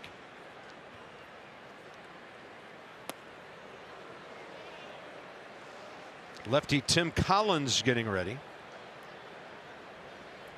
So the Nats playing the infield in, down by 2 runs, hoping to keep it that way.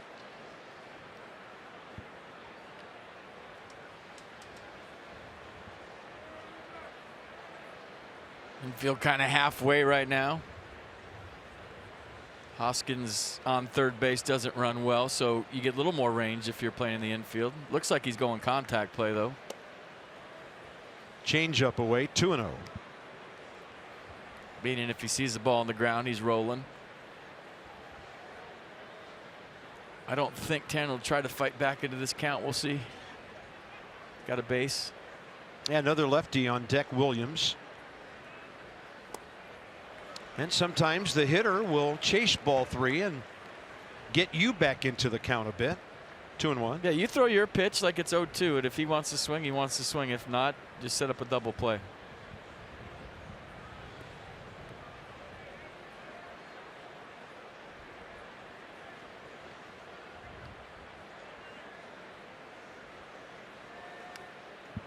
Elevated the fastball and he couldn't get to it.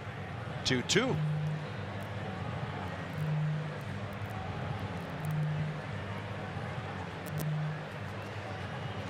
They want one. Tanner's given him 7 tonight.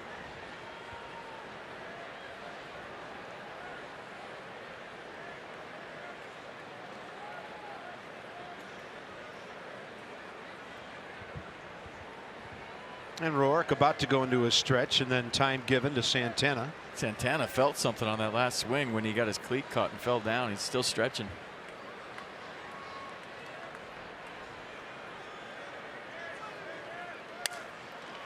Hot shot.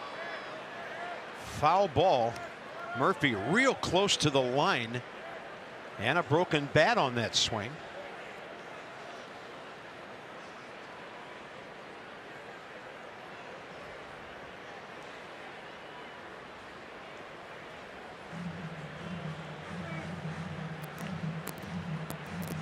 Different color bat.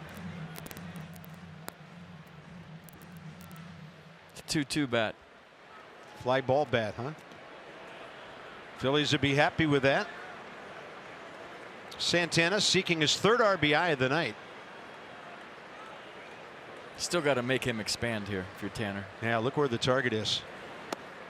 3-2. Same way here. He wants to force it, force it. If not, set up the double play. Carlos Santana, a 3-year, $60 million free agent contract with the Phillies December 15th. 8 years with the Indians prior to this. 3-2 pitch. He'll take the walk, and the double plays in order with 1 out, with Nick Williams, a lefty batter, coming in. Roark, 4th walk.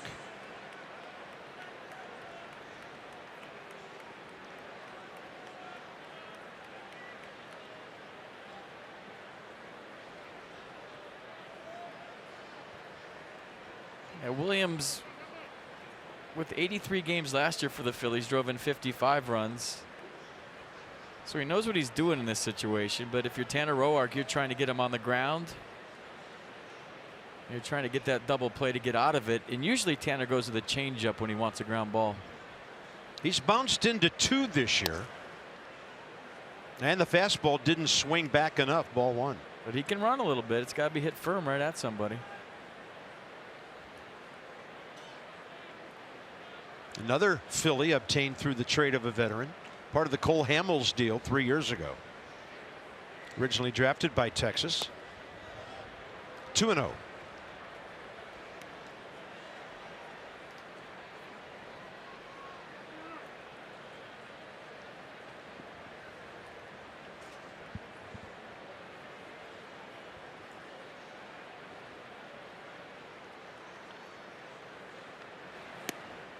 Breaking ball up in the zone for a strike.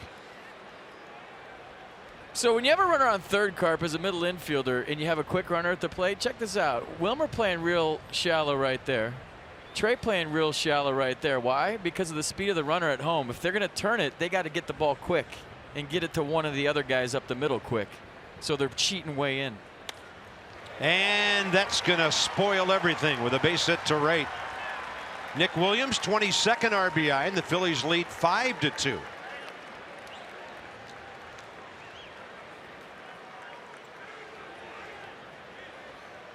Good at bat, got himself into a count. 2-0 to 2-1.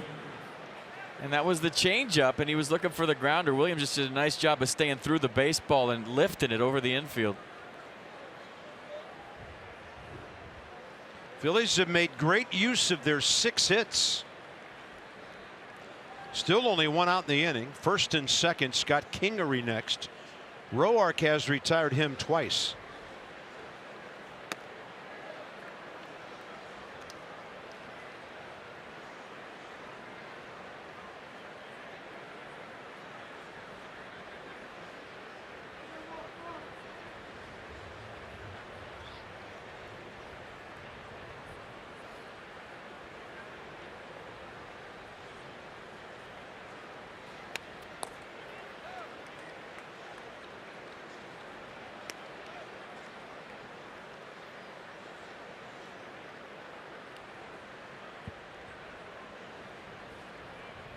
Tim Bogar, Davey Martinez talking it over. Hoping for a double play, but Kingery can run a little bit. Going to be tough, just like with Williams up. And you feel like this could be Tanner's last hitter. 109 pitch. 109th pitch, excuse me, coming. Yeah, switch hitting catcher on deck. Target in.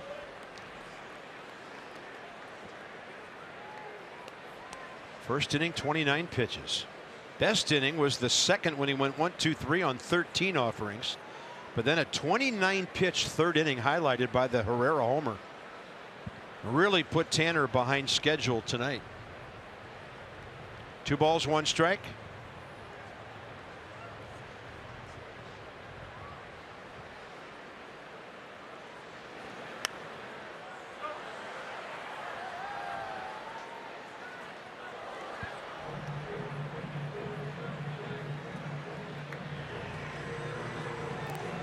Definitely take a strikeout right here.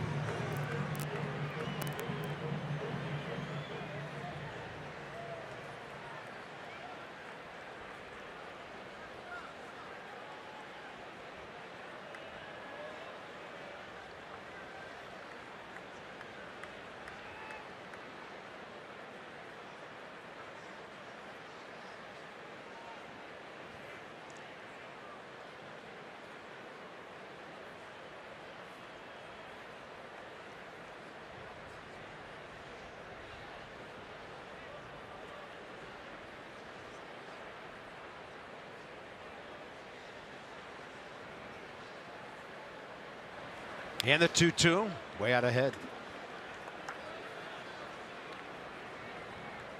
It's number 112 coming.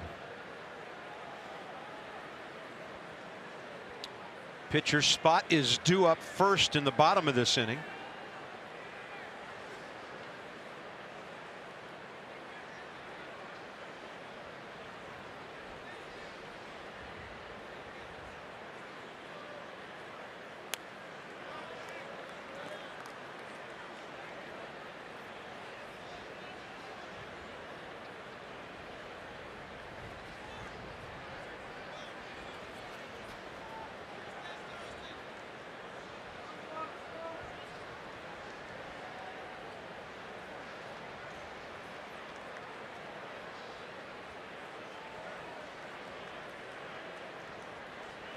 And another 2-2 with one out. Base hit left field. Soto's going to charge it. Santana to third. He'll be held by Dusty Wathen, his coach. And the bases are loaded with one out. The Phillies are one hit away from busting this thing open in the fifth. Yeah, pretty good at bat by Scott Kingery. I'm looking at Tanner Roark's game logs from last year, Carp, and he's going 7 innings with 100 pitches, 7 innings with 97 pitches. I mean, you look at all of his pitches per start last year. I mean, he was very economic, and this year his pitch count's been really high.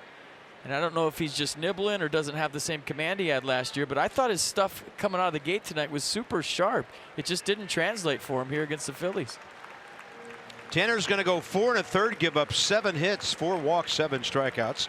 Choose a winning team for your vehicle. Jiffy Lube for value and convenience. JiffyLubeDC.com. Here comes the lefty, Tim Collins.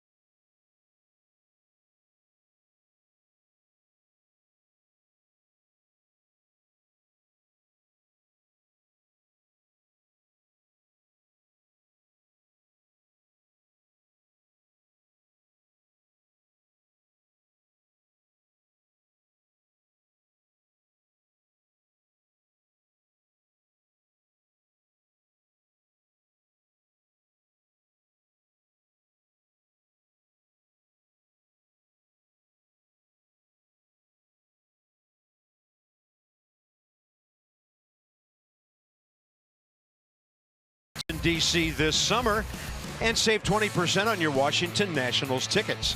It's the Hilton Capital Adventure Package. Visit travel.hilton.com/DC.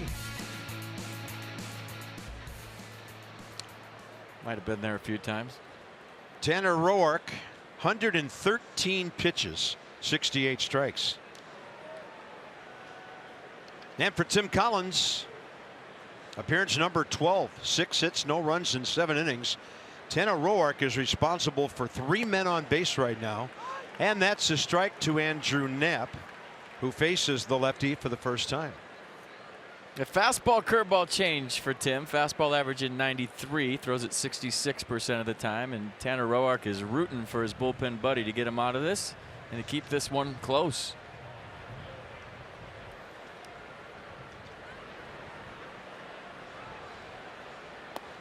Curveball low and in.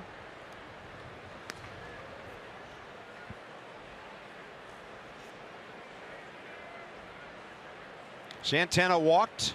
Williams RBI single. Kingery base hit. Rhys Hoskins, who doubled a lead off the inning, has already scored.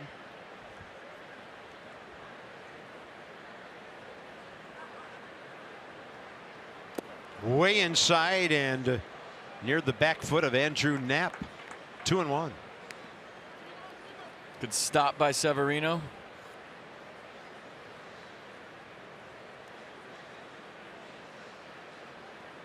Yeah, Knapp hitting 143 right-handed this year, switch hitter.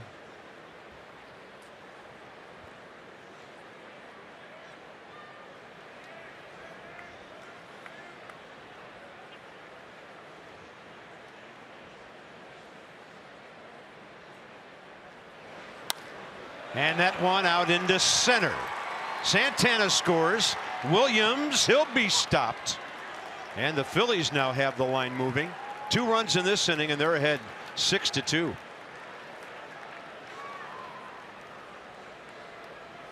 A good at bat by Knapp. Got into Account leverage situation, got a fastball and didn't try to do too much.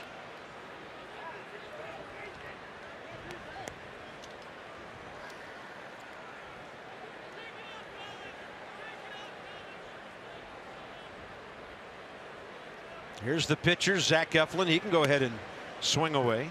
He has struck out twice, once looking in the second, swinging in the fourth.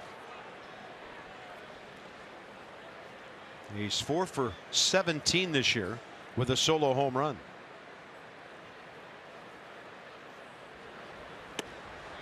Strike two. 6'6". It's a long swing.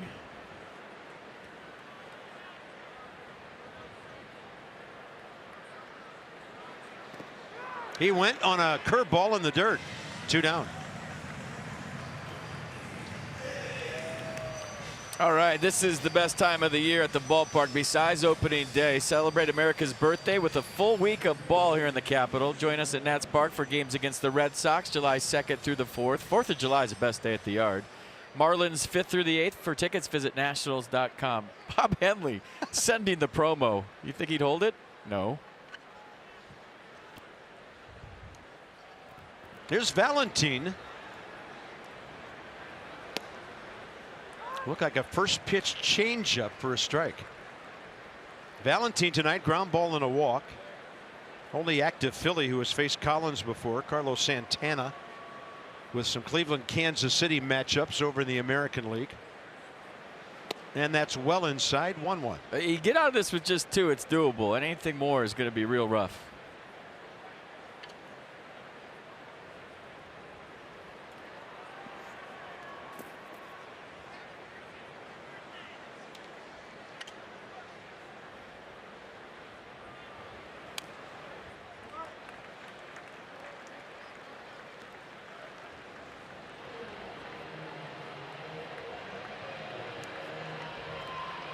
Oh, elevated fastball here, bounce a curve. See what they decide on. Severino, good blocker of such pitches in the dirt.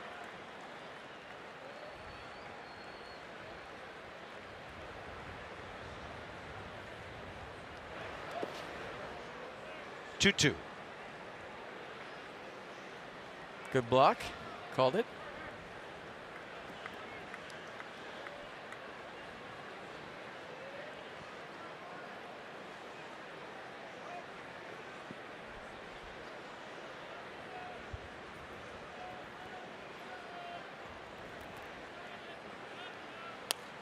And a ball lifted to the left side of the infield. Trey Turner about 10 feet out onto the grass. Could have been a lot more for the Phillies. It's still reasonable. And the Nats down by 4 now.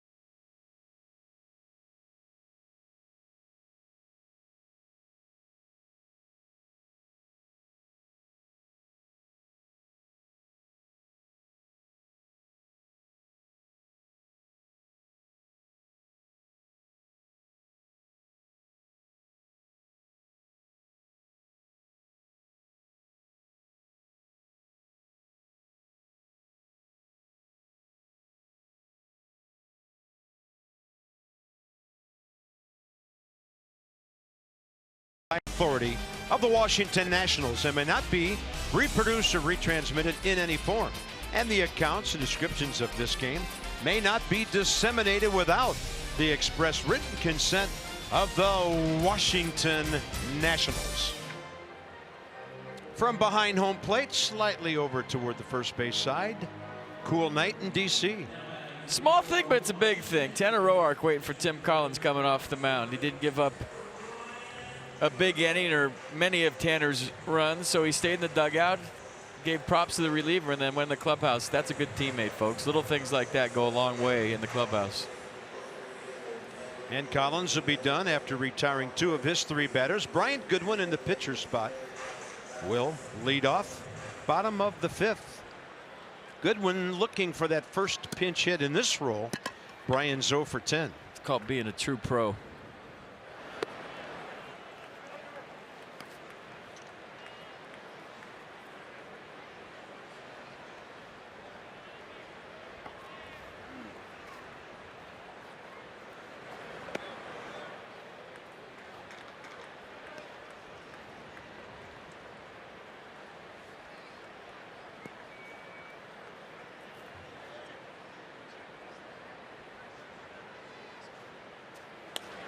And this one lifted to the left side and back out of play. And Dave even mentioned today how tough it is with all the outfielders, but keeping Brian Goodwin and getting him time has been tough for him.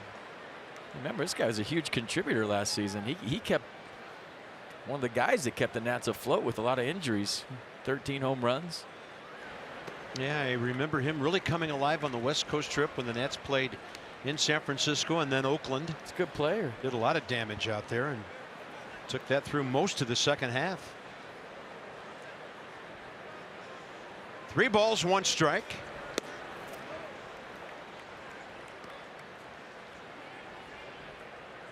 Nissan on the pitch cast.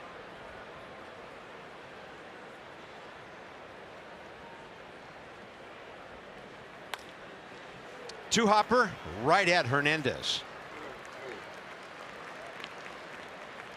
So you remember the Phillies, they have the outfield cards in their back pocket. I've been checking them out tonight. So when a new hitter comes up, they check them out. There it is. I think that says double reverse end around. 4 steps back. We're still looking 1 over. So it's basically a GPS in your back pocket. It tells you where to stand for every hitter. Outfield ways.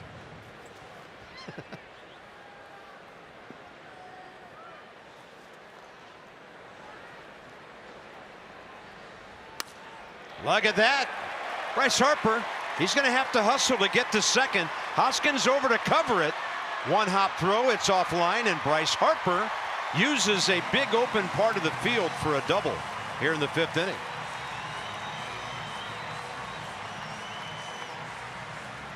Good swing.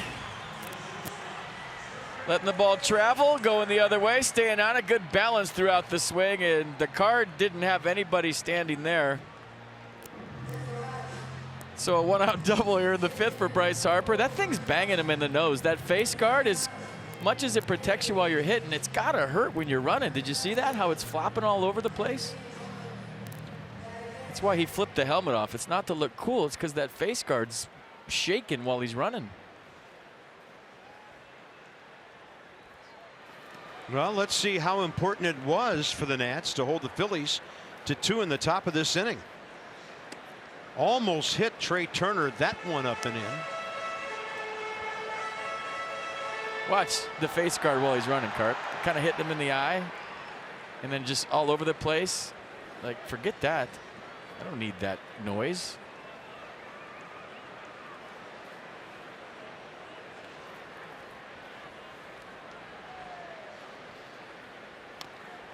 Turner a foul ball on an off-speed pitch, 1-1.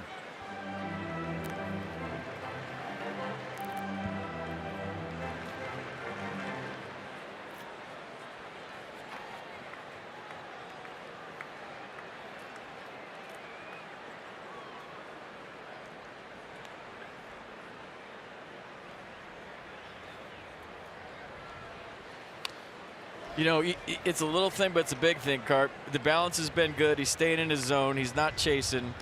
and you hit a ball hard that way, and all of a sudden you get to shift back a little bit.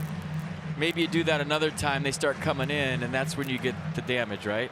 So you show them that you can handle away. You take all that nonsense of you're going to pitch me everything away. You hit a double that way, maybe hit something else over there. Then you get them back into your strength.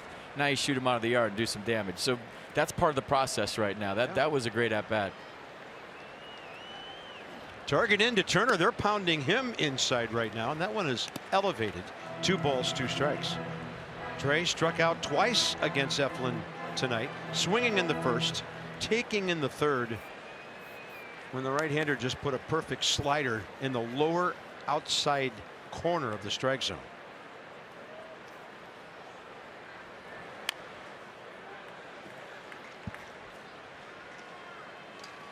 All right, DC Lexus dealers, they donate $250 to the Children's National Health System for the first 200 homers they hit this year.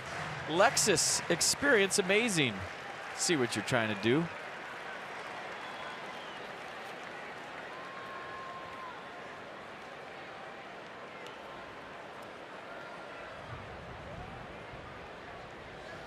Well outside, 3-2. Yeah, for those of you that don't know, the truck has a tremendous success rate on the Lexus promotion and home runs right after it. So they feel like, just as behind the scenes, that if we put that up, because they've had so much success, that they're channeling a homer. And it's worked a lot of times. Huh? How about a walk? Suddenly the tying runs in the on-deck circle when Anthony Rendon steps in, and Juan Soto follows him onto the field. Couple base runners for the 2 hottest hitters on the ball club. Not a bad thing if you're Davey Martinez. You're sitting in that first base dugout, and Gabe Kapler's going to the kale juice.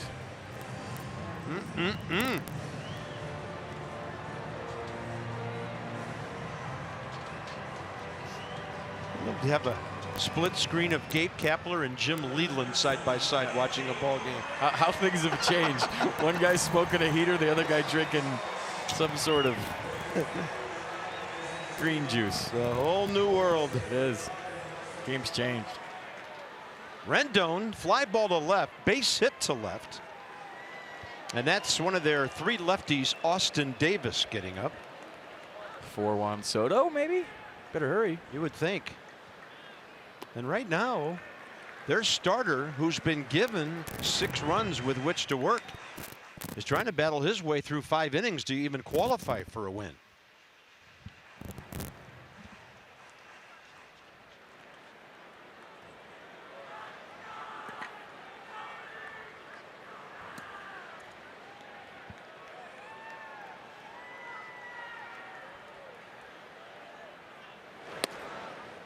Good pitch to the outer half. Paint, you could have that early in the count. Chris Davis, who sat out the entire series here, has homered in Atlanta. Orioles 1, Braves nothing, 5th inning.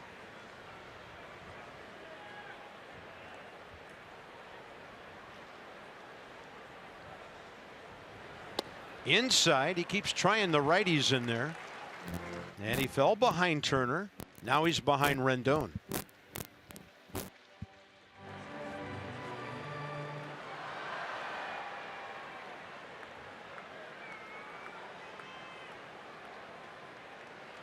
.43 career RBIs against Philadelphia pitching.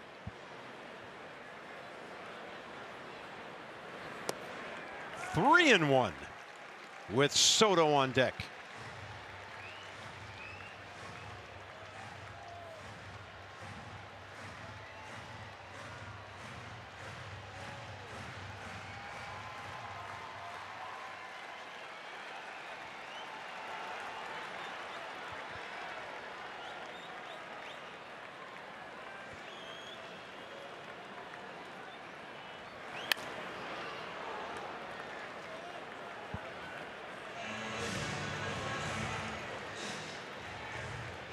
You got a contact guy at the plate, but I don't think down by 4 you start the runners here at the 3-2 count. We'll see what the skipper decides to do. Got some good wheels out there, but like I said, down by 4, and you probably don't want to take the bat out of Juan Soto's hand. But if you start him, maybe you get him up there, so we'll see.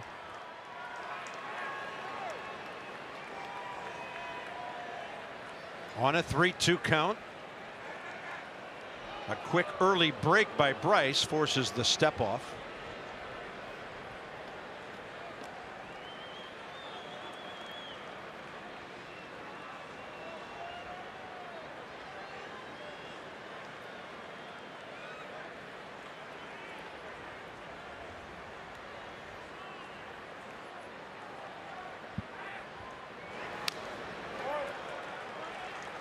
Pretty good pitch. Good foul ball. Live to fight another pitch. Nasty sinker down and in.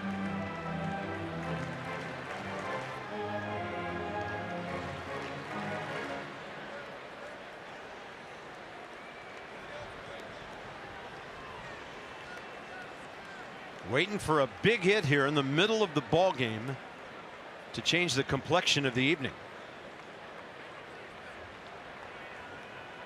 Big gap left center. 3-2 again. And Rendon will pop it up over toward right center where Odubel Herrera was stationed. 2 down. It's up to Soto here in the 5th. Just missed this one. It is straight up. Got a fastball. That little movement at the end probably got it off the barrel. And you can see the frustration from Anthony Rendon. And now it looks like Juan Soto is going to get a face Eflin.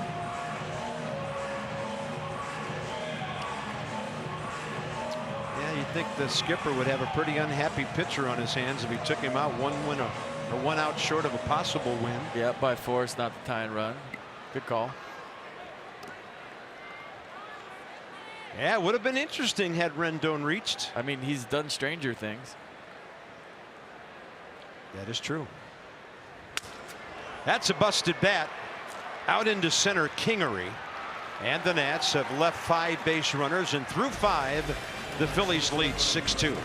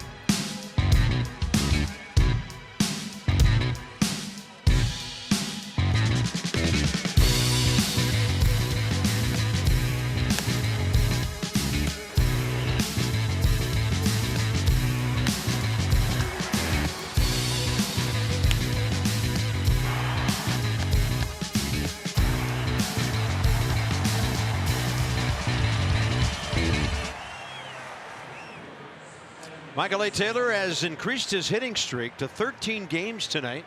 Odubel Herrera, his home run streak to 5 games.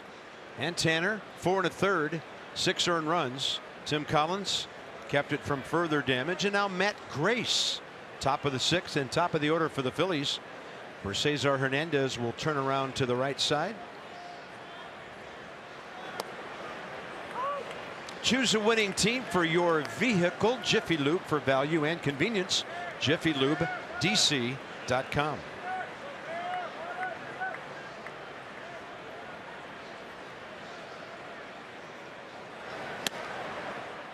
Good fastball by Matt, who pitches in his 17th game. Yeah, fastball, slider, 2 pitches, 2-seam fastball, lots of sink, averaging 91. See what the opponents are hitting against Matt. Hernandez 1 for 3 against him, and Wilmer Defoe just couldn't elevate enough to get him. Hernandez on for the 3rd time tonight. You know, that's why this was a hit right here. See where Wilmer's playing? That's because of the threat of Hernandez push bunting to him. So he's taken away the bunt, and because he's in to take away that push bunt, the line drive just gets over his head. Normally he'd probably play about a step, 2 steps back. But because of the threat of the bunt, it got Cesar Hernandez a base hit. Yeah, his on base percentage on its way toward 380, getting on 3 times tonight. Next up is Rhys Hoskins, who got their rally started last inning with a leadoff double.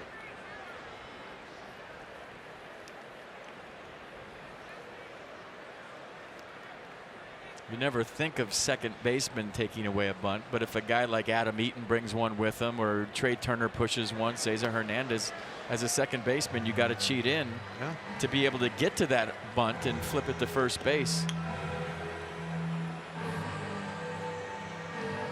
Yeah, just I don't know what, 5 or 6 feet in makes a big difference on that play, and Wilmer just couldn't get there. Hernandez has stolen 10 out of 12. Ground ball to third. Rendon, Defoe around the horn. 5, 4, 3. 2 outs with Odubel coming up. I made that look easy, didn't I? It's a big league 5-4-3 double play, folks. Watch your feed. Right on the money. Nice and relaxed. Knew he had time because Hoskins was running. The ball was hit firmly.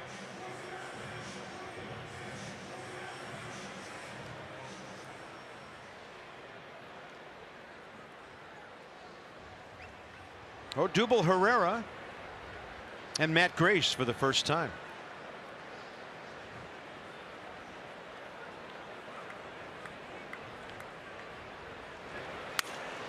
Three for 3.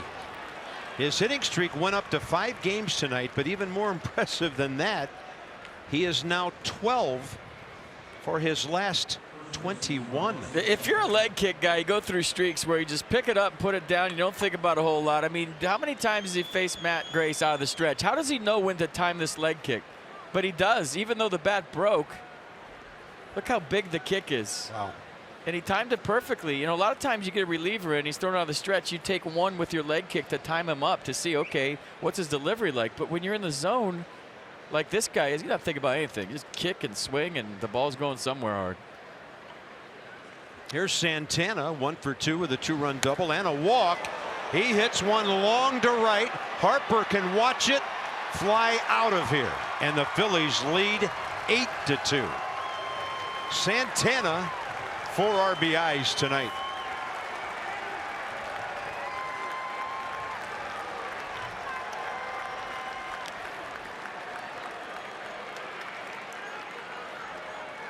That's some Oppo pop right there. 12th home run of the year. Watch the location of the pitch. Fastball away.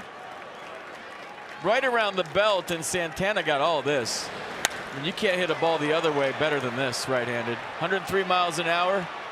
Some serious extension. Was looking to go that way and did. Phillies by 6. So they got the rally squelched in the bottom of the 5th inning, and now they've added 2 more. And here's Nick Williams.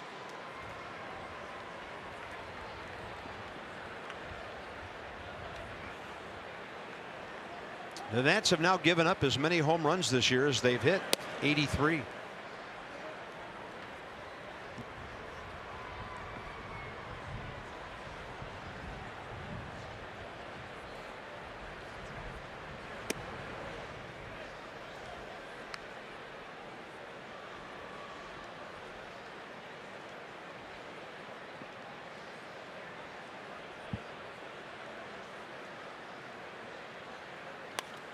Line drive and caught by Murphy to his right. Well, the double play and then a 2-out explosion. Murphy, Taylor, Defoe. The Nats need a couple of big innings now.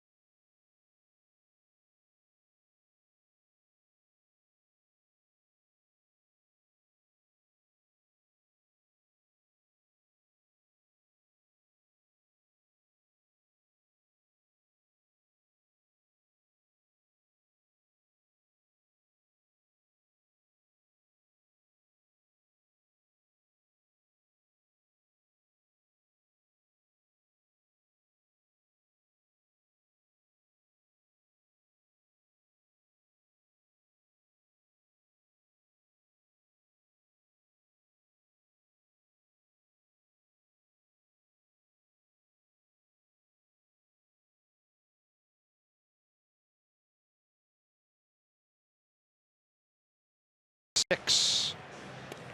If you'd like to join us next year, you can do that right now with an initial payment, and you can also buy access to the All-Star game. So receive exclusive Nats Plus memberships, like access to potential 18 and 19 postseason games, and for a limited time, the All-Star game coming up next month. Nationals.com/2019 to check it out. Left-hander Austin Davis. The Nats will see him for the first time. 29-year-old lefty. A little bit of big league time with St. Louis, Cleveland, and Seattle before this. A fastball, slider, 2 pitches. Fastball 94, slider 85. Second appearance for the Phillies. 1/3 of an inning so far. That's his major league log for this year. Kind of a cool story, Carp, on how he got to the big leagues and who helped him get to the big leagues. Roy Halladay spent a lot of time working with him in the minor leagues. Wow. He spent the last 8 months of his life working 5 days a week with the team's minor league facility with pitchers. And he was a guy that took Davis under his wing and said, hey, it's the same at the big league level. It is at the minor league level. You just got to get hitters out. They're a little bit better up there, but when you finally get there, you know, you got to have that mindset that they're just hitters, and there's ways to get hitters out. So this is the first one of Halladay's pupils that has gotten all the way to the big leagues, the late Roy Halladay, and here he is. That is a great story.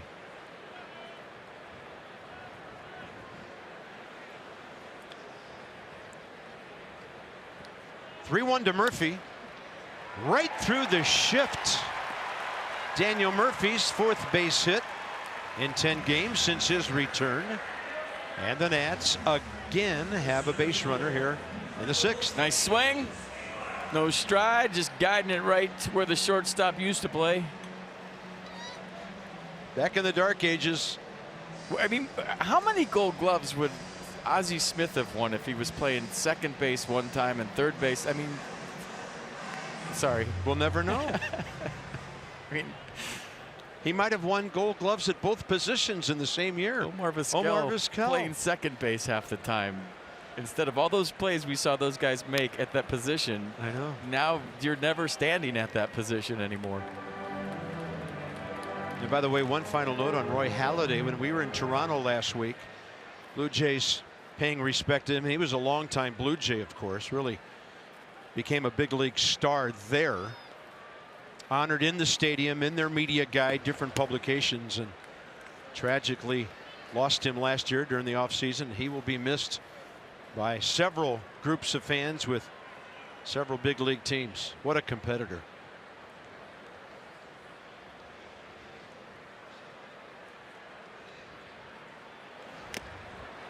And a foul, tip into the mitt. 1-2 to Michael A. Taylor, who has doubled, driven in a run, stolen a base, scored, and second time struck out. Zach Eflin managed to get through 5, couple of runs on 6 hits, walked only 1, struck out 5, 97 pitches. Michael A. Taylor is going to be out on a fastball that he thought was high. 1 out, 6th inning. My thought was outside too. See what PitchCast thinks.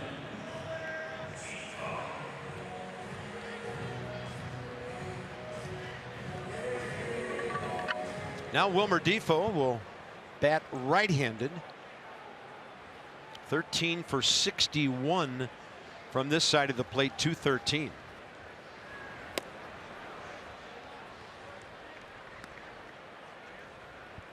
One of his 3 home runs right-handed.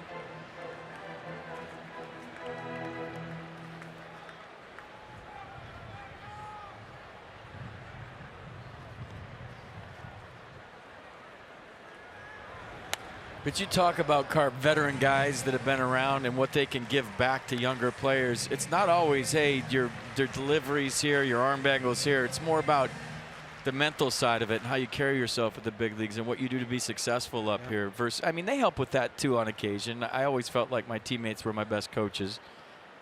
But when you're talking about a guy like Halladay or a guy like Daniel Murphy or you know, the older guys in the league, the veterans, that's where they're real valuable. Defoe cannot hustle quick enough to avoid that double play. And the Nats are done in the 6th. Phillies 8-2, 3 innings to go.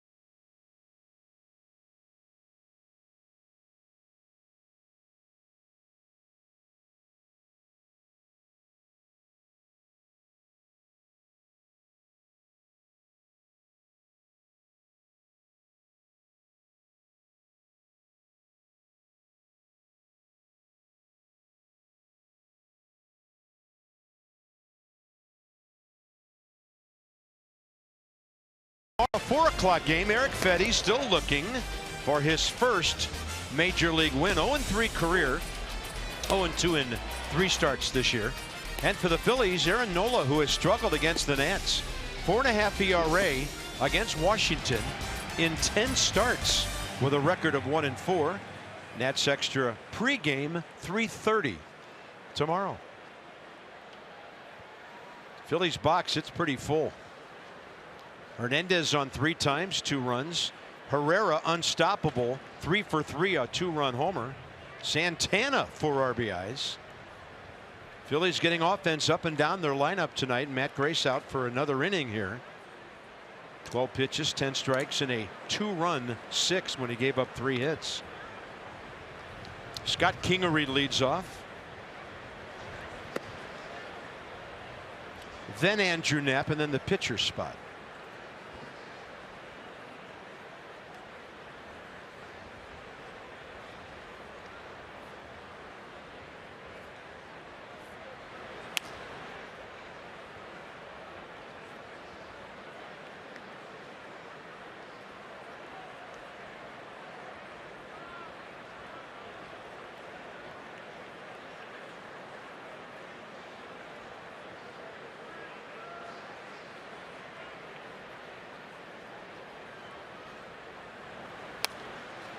One ball, 2 strikes.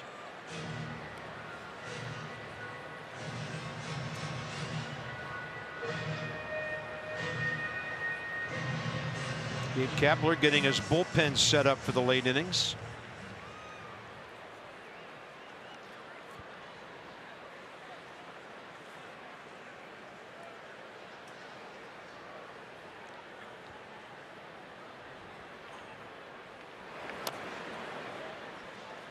Check swing on a pitch that was really boring in on Scott Kingery. It's Yaxel Rios.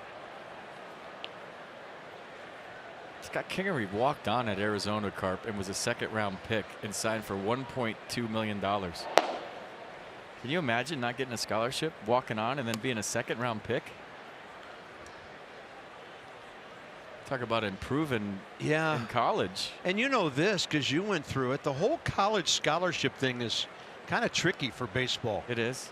Virtually nobody gets a full ride. They don't give out X number of scholarships so that everybody on the team, you know, they got to divvy up the money, FP. It gets very complicated in the college ranks. Who gets what? And sometimes there's no money left for a kid, even if he's a good ball player. Yeah. That's a great story, and great to see Kingery in the big leagues. And quite honestly, as a Nats follower, great to see him fly out to Michael A. Taylor. That's how the 7th inning gets underway. But you love to hear stories like that because the system isn't the same as it is in hoops or in football.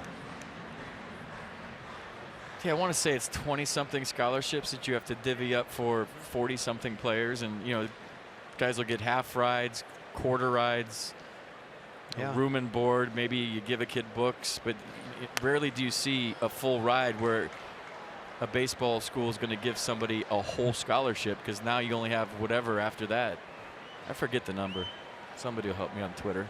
Yeah, you know, but I'm talking to some parents of college athletes and some coaches over the years, and I think the typical solid Division I player gets somewhere around 35–40% scholarship money these days, and depending on what school you go to, that's still pretty expensive.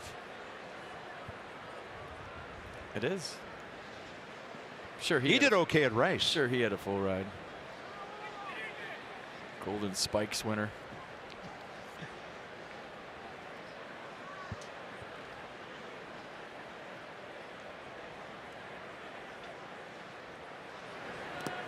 Two and one.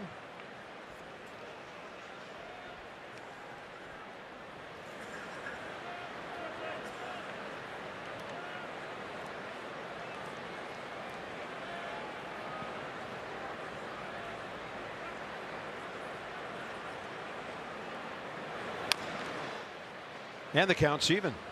Andrew Knapp, RBI single last time. Right now, the pitcher, Austin Davis, is standing on deck.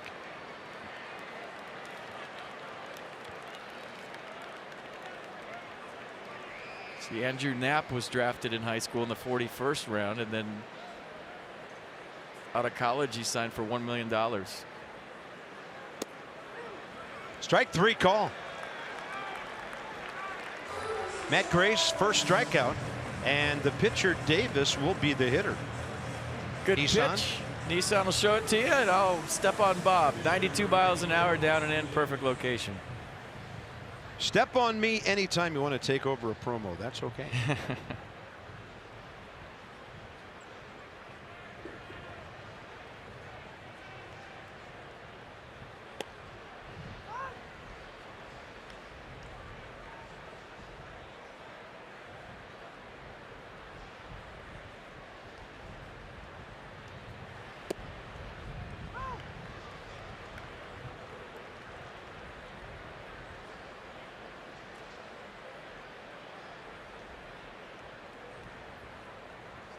And the 0-2. Austin Davis will serve one off to the left side. It's got to be his first big league at bat. Yeah.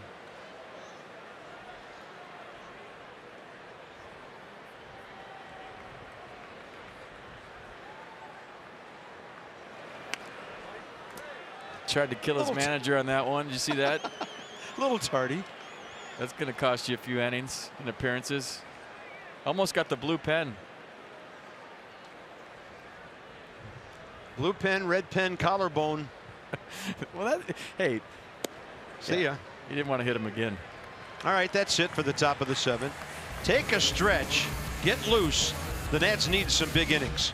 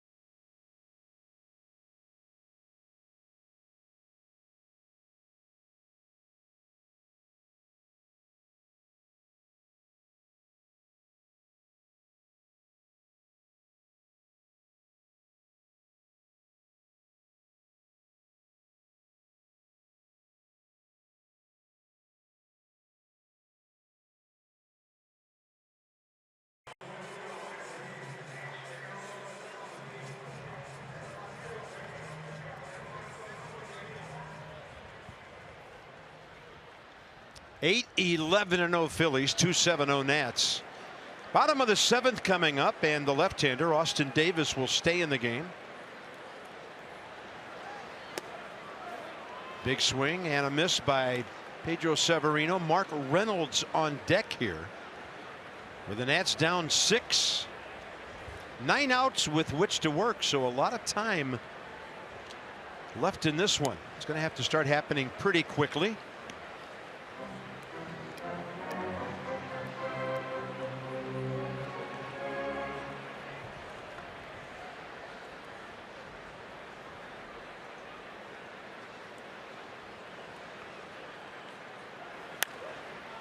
And Severino will pop it up. Hernandez. That ball drifting with the breeze. It's blowing in pretty hard from over the scoreboard out in right center. So the Nats box score, doubles by Soto and Taylor, got the Nats back even. Back in the second, Michael A drove in a run. Defoe with a sac fly. That's it as far as scoring. And since then, just some scattered hits here and there. A Bryce double, a Rendon base hit, a Defoe double. Tanner Roark had a base hit while he was in there. Sammy Solis next in line for the Nats after 2 innings by Matt Grace.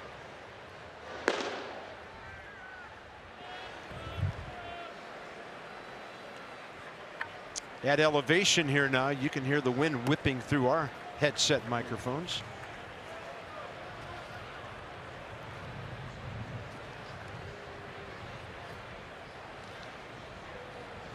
Yeah, what month is it? November, feels like it. Yeah, it kind of feels like cool, wet playoff weather right now. Up the middle, and Kingery to his left. Retires Mark Reynolds, 2 down.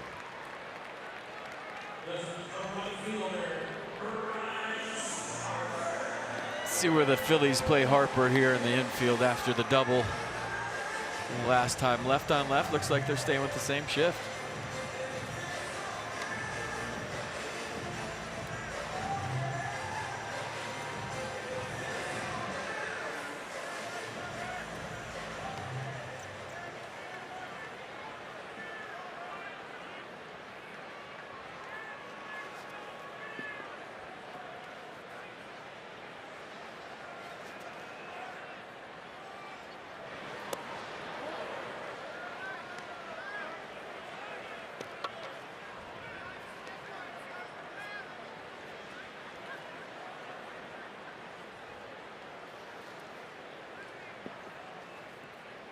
You hear lefties all the time say that lefties lock them in because they have to stay back and go the other way. I remember Adam LaRoche used to say that all the time. Like when he was scuffling a little bit, he'd say, lefty really locked me in because now I'm not thinking pull, I'm thinking the other way and letting the ball travel.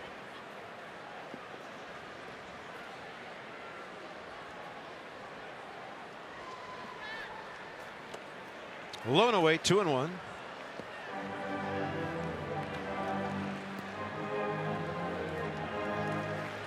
Heard from Adam the other day. I hadn't talked to him in a while.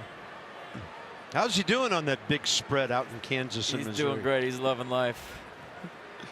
I was kidding Adam. His place is so big out there. He's in 2 different states. 3-1.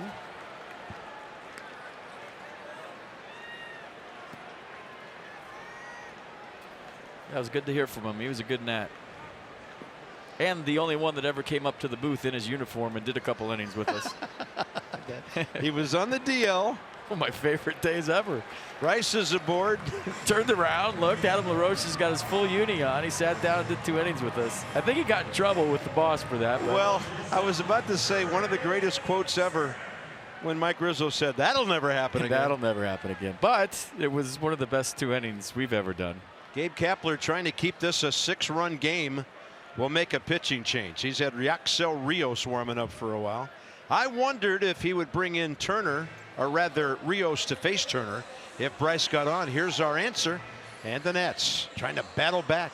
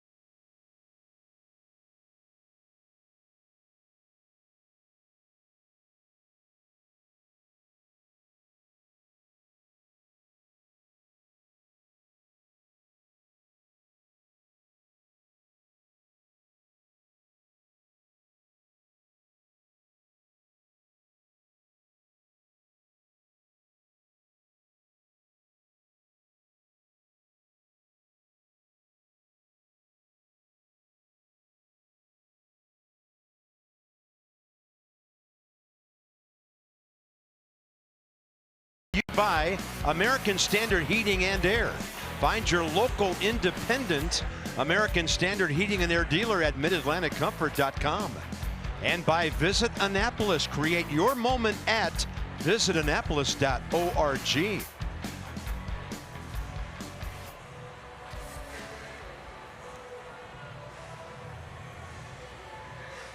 Yaxel Rios, 24-year-old right-hander from Caguas, Puerto Rico. This will be his 20th appearance on the year. Hittable, 22 hits in 18 innings, 10 earned runs. Trey Turner, 1 for 1 against him. You're thinking it's got to get at least down to the cleanup man here in the 7th inning for the Nats to do some come from behind damage. They had a really nice come from behind win against the Phillies in that Sunday game, culminating in the walk-off. I'll put that in your pocket. Yeah, he's beating that baby out. On that day, the Nats were down by 3 runs and stormed back on the Defoe walk-off, and here comes Rendon. Sorry for doing play-by-play right there, but I couldn't help it. Once that thing hit the plate, I knew that was a base hit. So, hey, the line's moving. Here you go. Never know. That will be your signature call on an infield hit. All right. Put it in your pocket. Put it in your pocket. Anthony Rendon, his 0 for 1 career against Rios.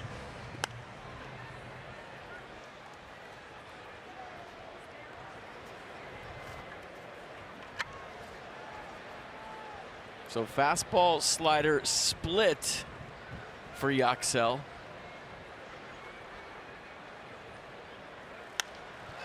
And Rendon with a high fly ball to center for Herrera. The Nats will strand 2 more, and that's 7 on the night. To the 8th we go. It's all Phillies in game 1.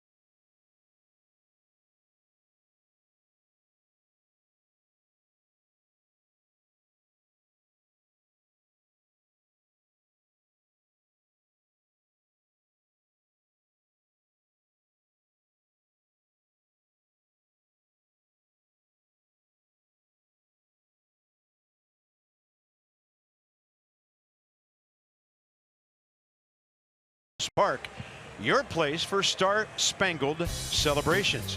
All the fun begins on the 3rd of July. Nats Red Sox 6:05.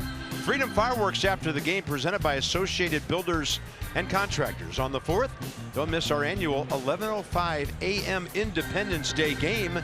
It's part of our patriotic series presented by SAIC. Nationals.com. Hey, the Red Sox are coming to town. Tickets will be at a premium pretty soon, so join us on the 3rd and the 4th. Sammy's going to join us for the 8th inning here. And for the 29-year-old lefty, his 37th appearance. 6'5", 250, fastball, curveball change, fastball 94 on average. Kind of interesting that Sammy leads the staff in appearances, which we all know. And there's Turner throwing out Yesmuel Valentin. The next 2 guys on the staff are Brandon Kinsler, who's on the DL right now, and Sean Doolittle is tied for 2nd on the staff in appearances, like Kinsler with 31. Doctor's been busy and has been very good.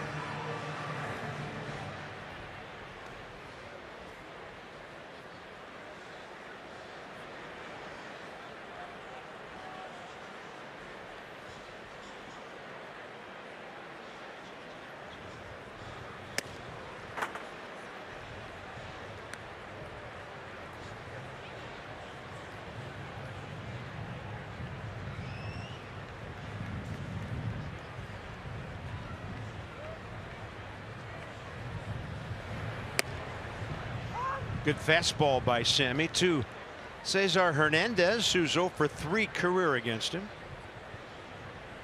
Good night for their leadoff guy. 2 hits, a walk, 2 runs. I tell you, this guy paid his dues. He was in the minor leagues for 8 years. And the Phillies at that time, about the time he became a professional ball player, they were still pretty stacked on that infield with Jimmy Rollins. Chase Utley was still at second base back at that time.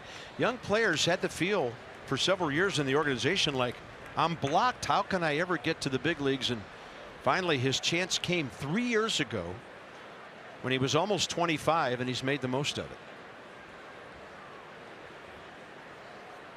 Probably a lot of players in the Nats organization have felt like that for a lot of years. When you're good, there's nowhere to go.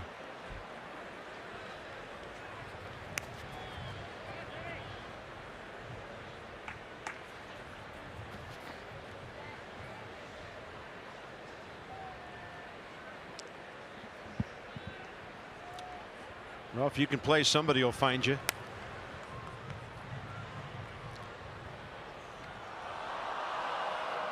You know, they say that, but there's a few guys I played with, Carp, I felt like fell through the cracks a little bit. Stayed in AAA their whole career and never really got a chance. Andrew Knapp's dad, Mike, is one of them. 11 years in the minor leagues. He's a great catcher. Yeah. He got caught up in that whole replacement player thing, though. Yeah. 1995 spring training was an ugly time for baseball. It was, extremely. Season didn't start till almost, I'm thinking it was the 26th of April, somewhere right in there, maybe the 25th.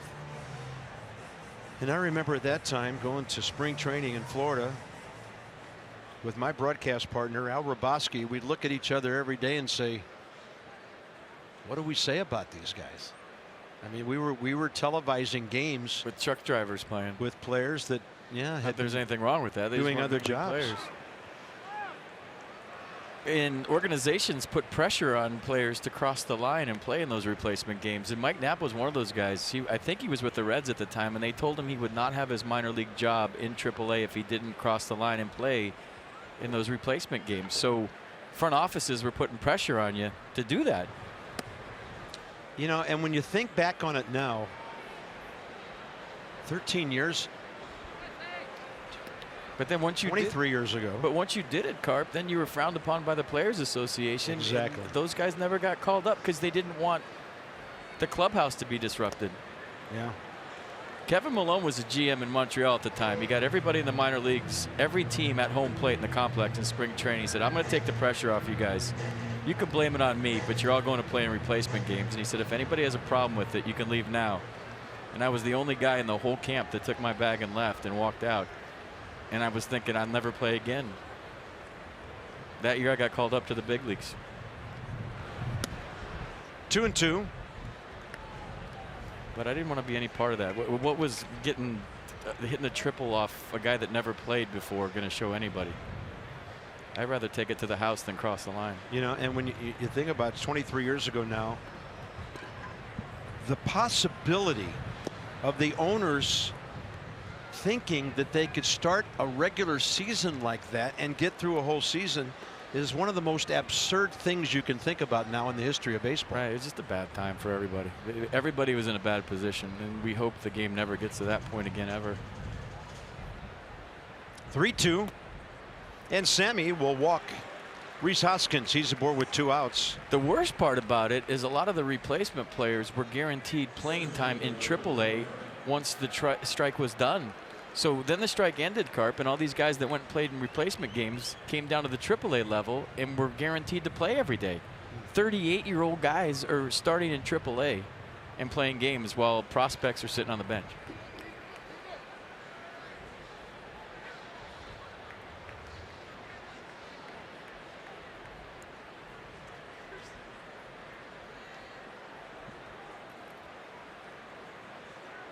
And I guess you could understand some of the frustration in the Montreal organization.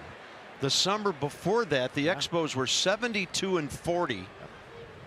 On August 12th, they had won 20 of 23 games. They had the best record. And just when Montreal's ready to make that next step, the lockout happens and the rest of the season is canceled, including postseason. Well, the reason I feel like you're watching the Nationals right now is because of that. If they had won the World Series that year, gone deep in the playoffs, they probably still have a team up in Montreal. So good for DC. Yeah, good call. Good for us.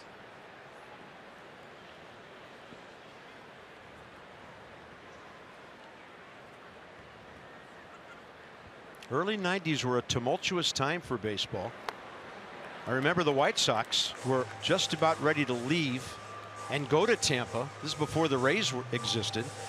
And at the 11th hour, literally, the Illinois state legislature gave them a new stadium.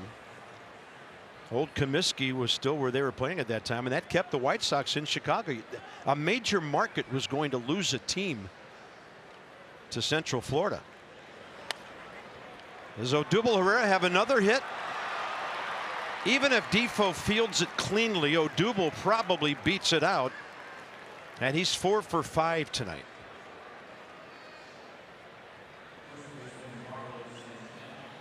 A good effort by Wilmer, went a long ways. Ball kind of scooting on him, and like you said, Carp, he'd have to go spin move right there, find Daniel Murphy, and Herrera can run a little bit. He'd have been safe either way. He might have the biggest helmet in baseball. He can hit. This guy wears the Nats out. The one thing he didn't do tonight was walk. All he has is 4 hits, 22 career walks against Washington. And next up is Carlos Santana. Now he'll turn around to the right side. Another guy we talked about earlier, not a high batting average, hitting .225 right-handed, .224 lefty. But he has 45 RBIs with 4 tonight.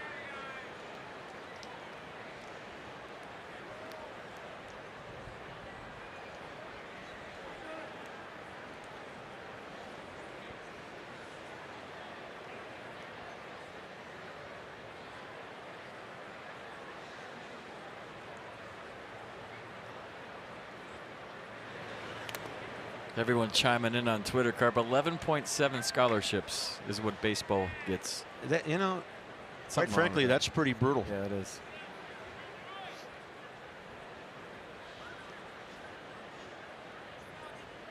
So you give somebody a full ride, you got 10 scholarships left.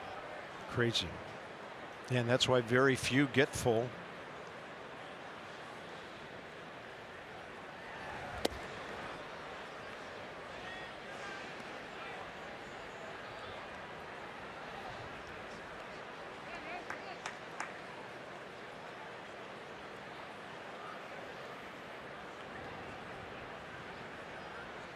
Two-one with 2 outs.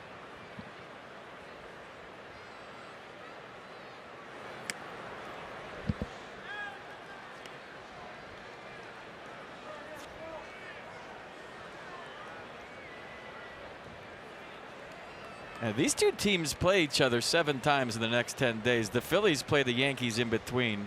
When you play a team 7 times in 10 days, it can get chippy. So this could get interesting once it gets toward Philadelphia. We'll see.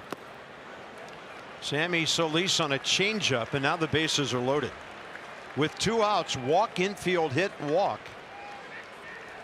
And Nick Williams will be next.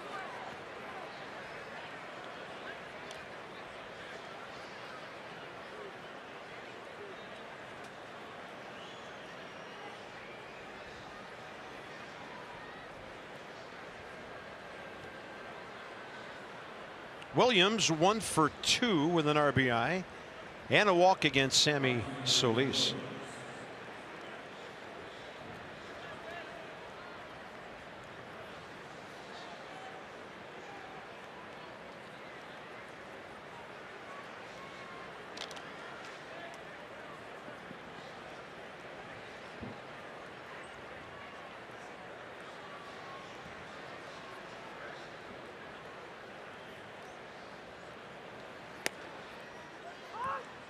Up in the zone for a strike.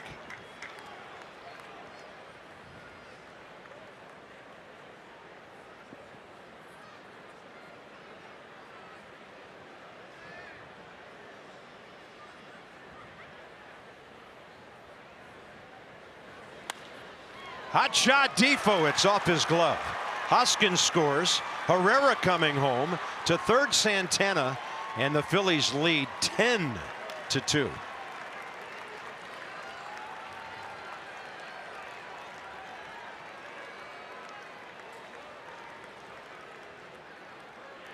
I don't think Davey Martinez wants to go deeper in his bullpen. He doesn't have anybody up right now, so this is all Sammy Solis. And he has 2 rookie pitchers starting the rest of the weekend.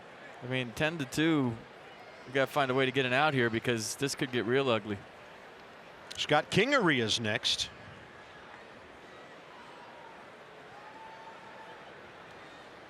One for 4 on the night. And he faces Sammy Solis for the first time. Back to the backstop, and it's 11-2. Santana scores. Williams to second.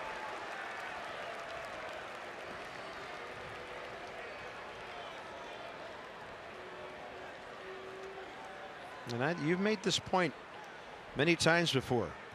No matter what the score is, and sometimes even more when it's a bad score against your ball club, eyes are watching you. And every move you make out there in a tough situation.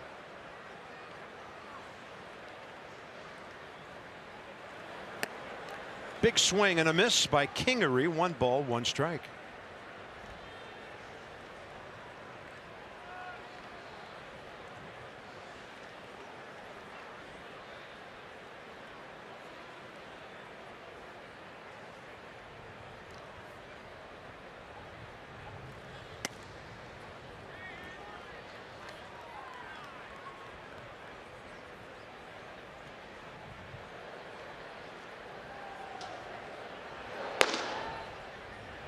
Justin Miller now has to get up.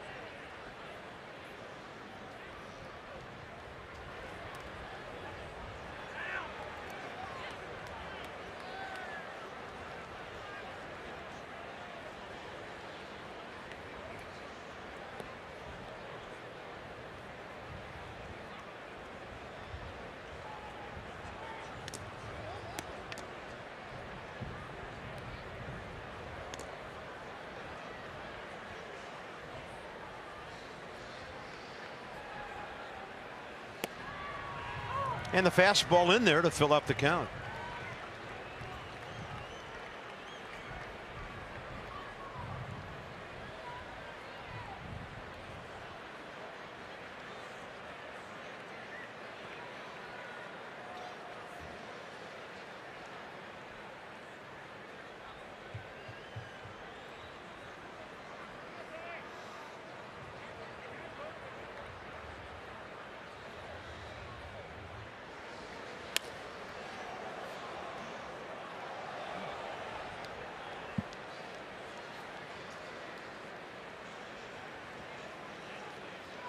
Nats a couple of times this week they've made it back to 500 at home, only to lose the next game. Beating the Orioles last night, they got it back to 18-18. 7 over on the road, even here at home. And he jammed him into a fly ball right side, trying to come back. And Daniel Murphy right into the rail. You could hear the impact down there at the camera bay.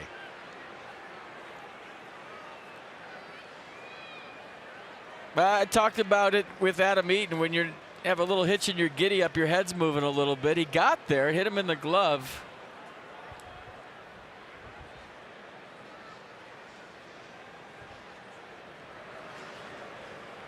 But they've been standing around a long time. They have.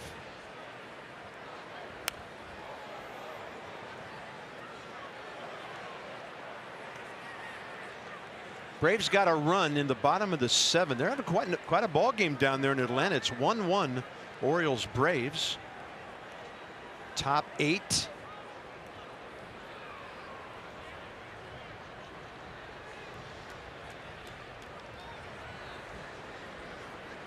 Three and 2.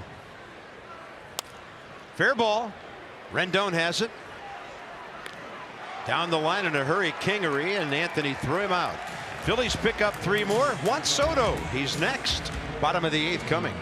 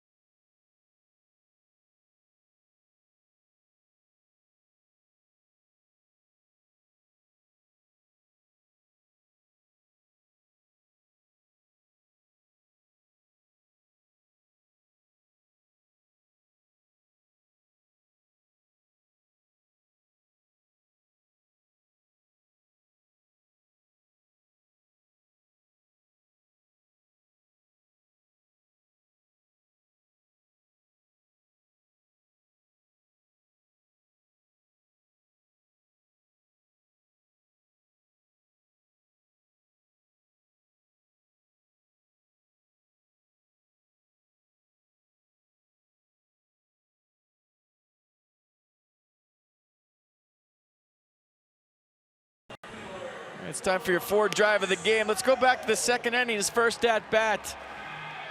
The youngest cleanup hitter since Cesar Cedeno in 1970. That was last night. He's hitting cleanup again tonight, and there's a double. Beautiful swing down the left field line. Hit it hard his next time up to first base. And here he comes again, trying to get another two-hit night. Hurry to your local Ford dealers for great savings on cars, trucks, and SUVs. Yes, Juan Soto is the bomb.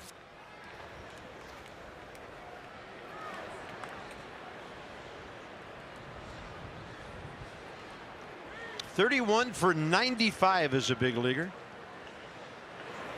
We don't want him to do it. We don't think he's going to do it.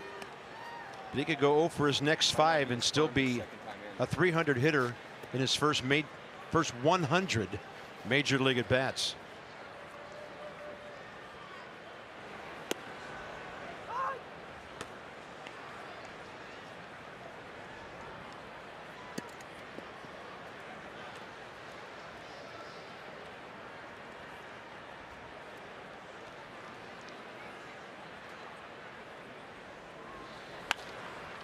In the air to left.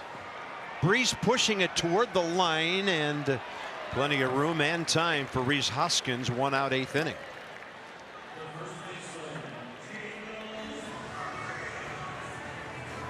Murphy and Taylor the next two. Last time up, Daniel checked in with a base hit between the third baseman and shortstop on the shift. Even though it's 11-2 right now, he's bearing down in this at bat just because this is his spring training and he's working hard on every pitch to get that rhythm, get the balance, get in the flow of things. And this one out of play.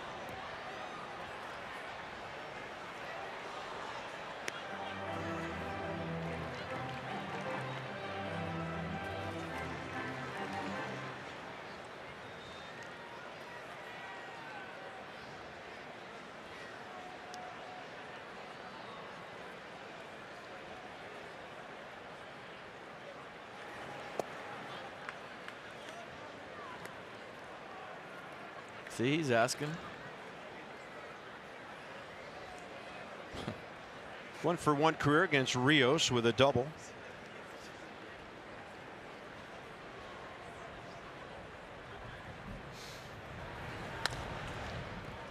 Two hopper to the charging Cesar Hernandez.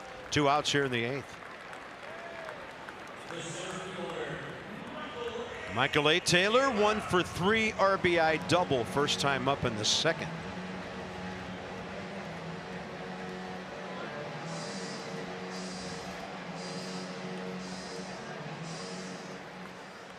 I think the coolest part about his hitting streak is he extended it a few times as a pinch hitter. Exactly. That's not easy. Yeah. How many times did Joe DiMaggio have to do that? Probably none. None. Who would he be hitting for? Yeah. Or why wouldn't he be starting? Yeah.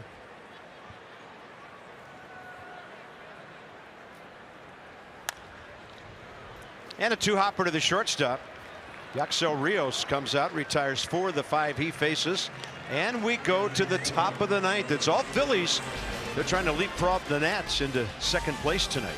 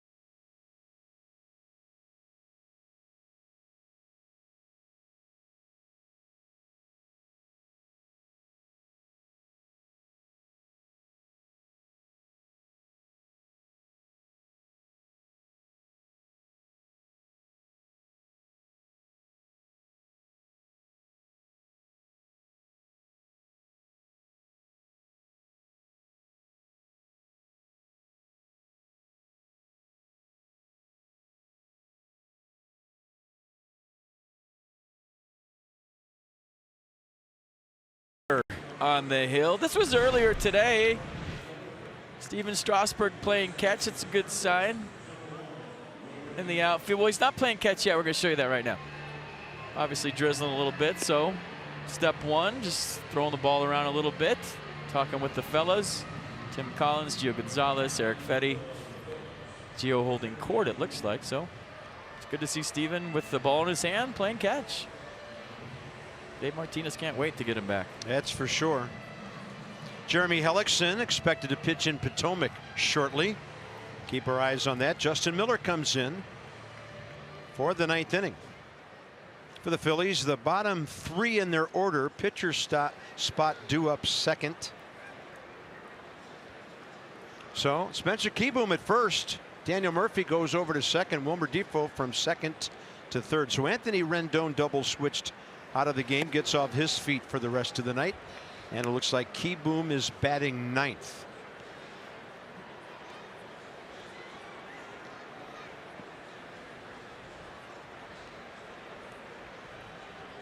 See Spencer taking ground balls at first every day before batting practice. Got him into a big league game.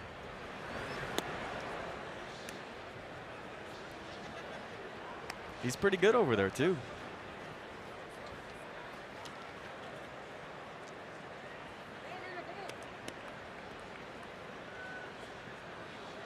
Call his little brother after the game, say, I'm an infielder like you tonight.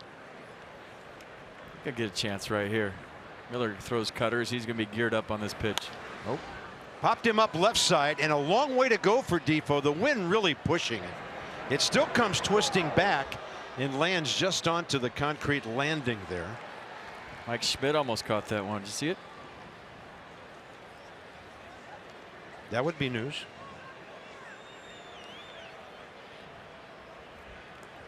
There's Mitch Walding. Just called up by the Phillies recently.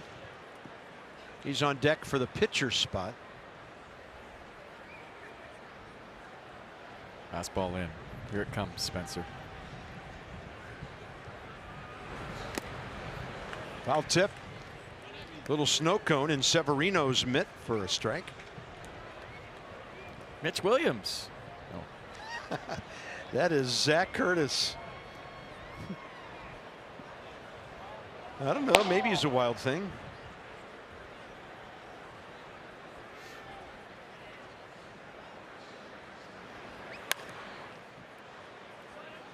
Close. I was with the Texas Rangers when Mitch Williams first came to the big leagues. And the one thing he could do really accurately was roll his bowling ball in the clubhouse. If you weren't careful, he would knock you down for a strike or a spare. What in the world did he have a bowling ball in the club? I played a long time and never saw a bowling ball in the clubhouse. He was a bowler and he brought it on the road with him. It can't be good for your arm. He had to bowl right-handed. I think it really helps your accuracy. He had the bowl right-handed. Yeah, that's a good call. There's He probably no way. did. Mitch Williams was a bowler.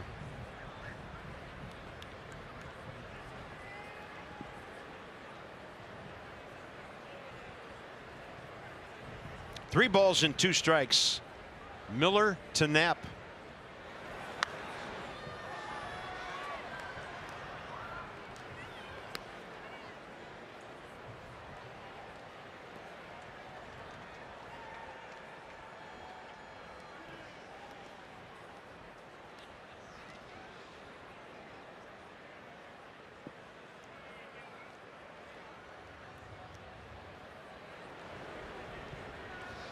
Pat Burrell. Pat the bat.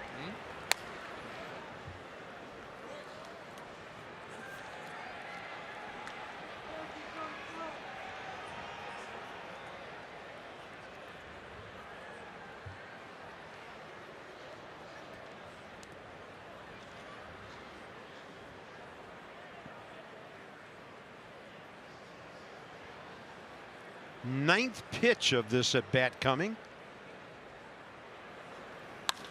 And that ball's hit a ton out to right center. Taylor after it. Phillies have another home run. Andrew Knapp, second of the year. It's now 12-2. Pretty good at bat by Andrew Knapp. Saw a lot of pitches. Ninth pitch. He's looking in there. Extension, cut it out front. Second homer of the year. And for the first time this season, the Nats have given up more home runs than they've hit.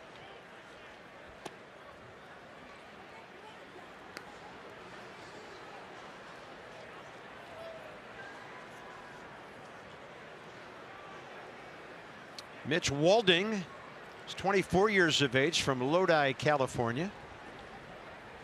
It's a non-roster invitee to spring training. He hit .259 at Lehigh Valley. They're AAA. And after 61 games this year with the Iron Pigs, he was called up.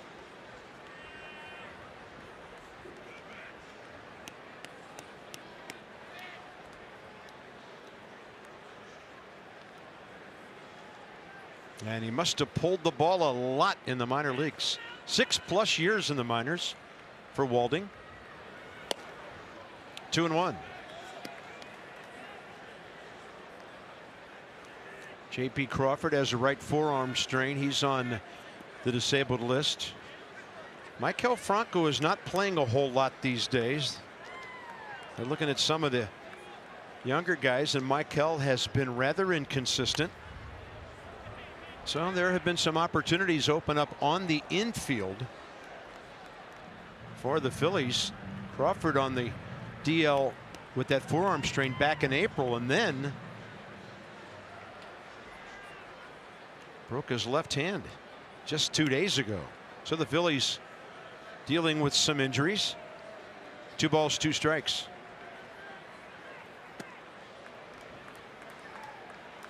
Walding was a quarterback in high school. Carp threw for 3,000 yards his senior year and 26 touchdowns. St. Mary's High School in California. They're a football factory.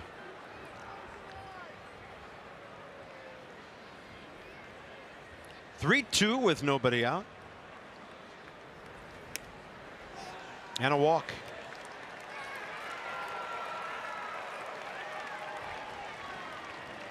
Seventh walk issued by the Nationals tonight.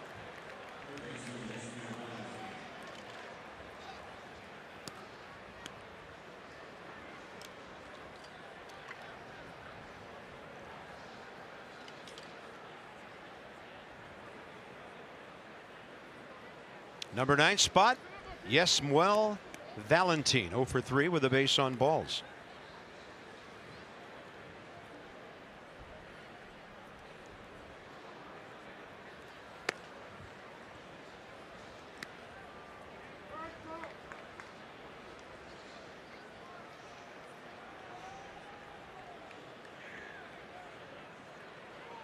Well, over 162, you're going to have a few of these. It's called baseball. It's not fun. It's not pretty. It just happens.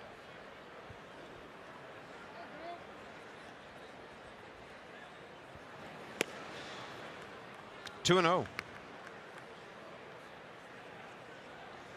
Braves threatening, bottom of the 8th. Couple of guys on, first and third. Now bases loaded with 1 out. We'll keep track of that.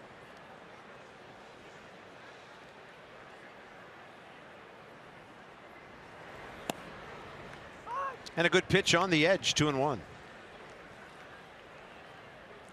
35,630 paid tonight. Looked like at the start of the game the weather kept some from coming. We had a good crowd in here for the first half of the ball game, and as the Phillies pulled away, so did some of the fans. Can't blame them. Cool evening. Sort of amazing from the forecast we heard hours ago that nothing's really happened from that standpoint except for a couple of sprinkles in the early innings. Yeah, they said it was going to rain around 9 o'clock. Justin Miller couldn't throw a ball his first 7-8 outings. Upstairs, a swing and a miss, 3-2.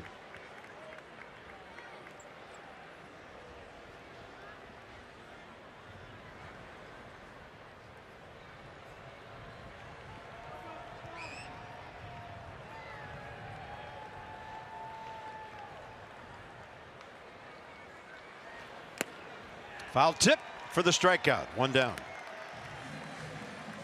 Nice comeback right there. Get the strikeout. Now you get a ground ball and you go score. 11 runs. 11 in the runs. of the Thanks. It took me too long. Would you take 10? No, Sure. No. 11. I'm all in for 11. I had to ask. I'm sorry. Had to ask. I'm all in for a walk-off 11 spot. Okay, good. Never know. You don't know. We've seen some crazy ones. Tonight doesn't have that feel, I must admit, but you never know.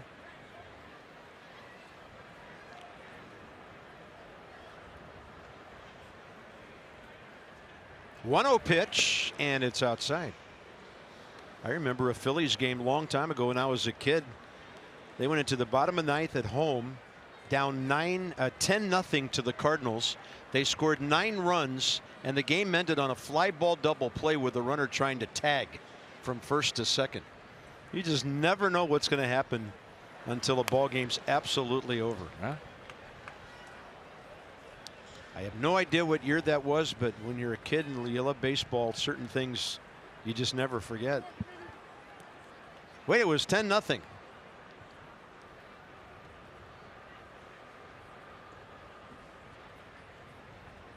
I'll see, there's been a few games against the Braves over the years that were like that. There's one in Atlanta we will never forget. One here where the Nats were up 10-0 or something like that. Yeah. That got real weird. And I think the Braves came back and won.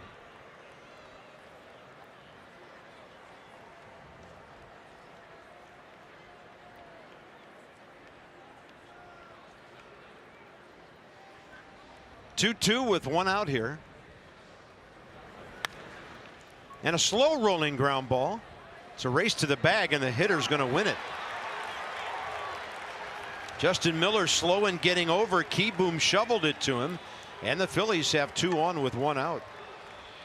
Yeah, there was a little delay by Miller to get there, and I saw the space, and Hernandez can run. Watch that little false step is all it takes when you got a guy as fast as Cesar Hernandez.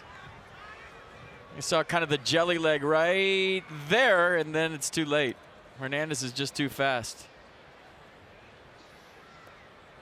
Next up, Rhys Hoskins. And barring a double play,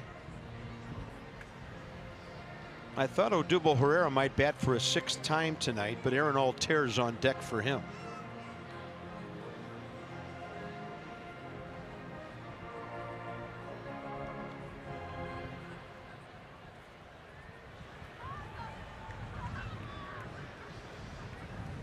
That's Alter. Hoskins in the box. Phillies have out hit the Nats 15-8 and lead 12-2.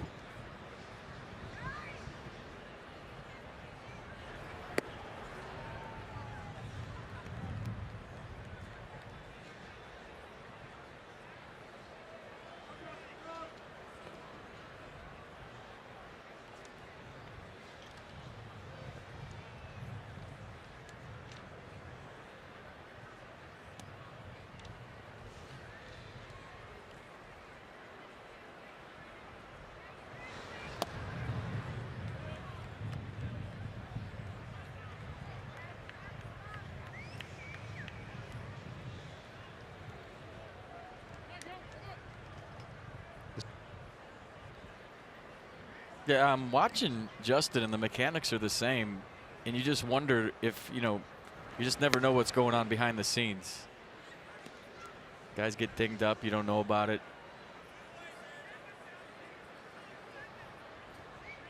You get used a lot. Sometimes we just don't have it on a given day. I always thought as a pitcher it'd be so hard if you picked up the baseball and just, like, as a hitter, Carp, some days you pick up the bat and it feels like it weighs 8 pounds. And I'm sure relievers go through that too in the bullpen, where they just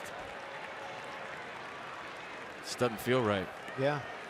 So a tight zone call there for a 10-run game. Bases loaded with 1 out, and Aaron Alter will hit for Odubel Herrera here.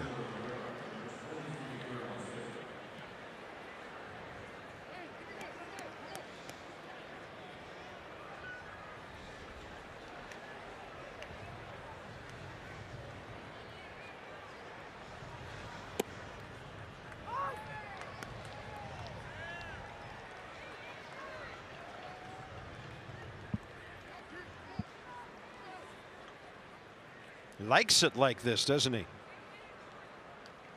Right now, he's one of the reasons the Phillies were only a half game back of the Nats going into the ball game tonight. They blew a lead at home the other night, and he had a walk-off extra inning double that got them a win, got them a series win. They had a day off yesterday, and now they're here blowing out the Nats. Gabe Kapler's team trying to become the third team in our division with 40 wins.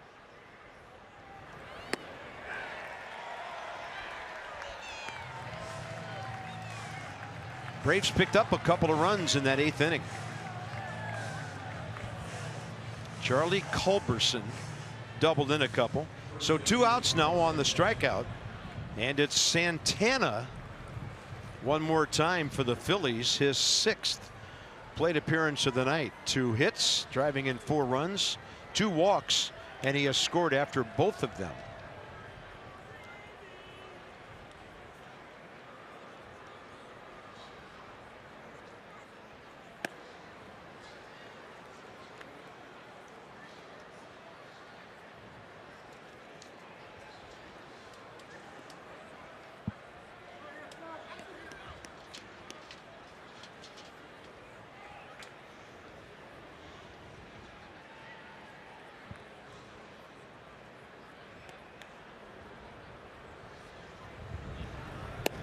And a heater right in there. 1 ball, 1 strike.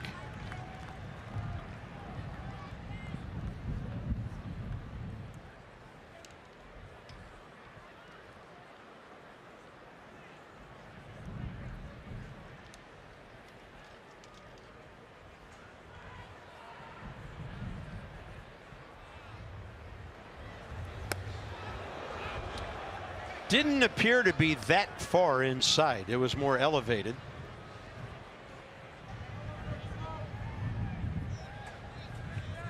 He was bailing. I thought it was close.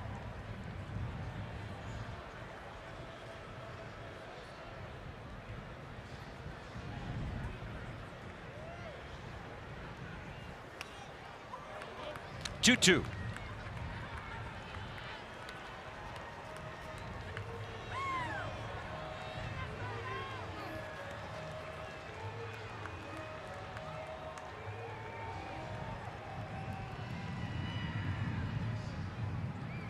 But the last thing Justin Miller and the Nats needed here was a 38 pitch inning. Sammy Solis had a 34 pitch 8th inning, and now the count's full.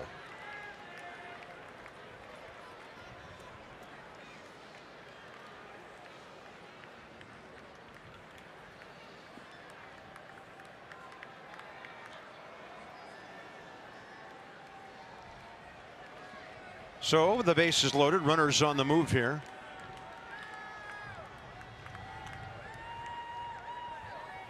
Swing and a tip and a miss.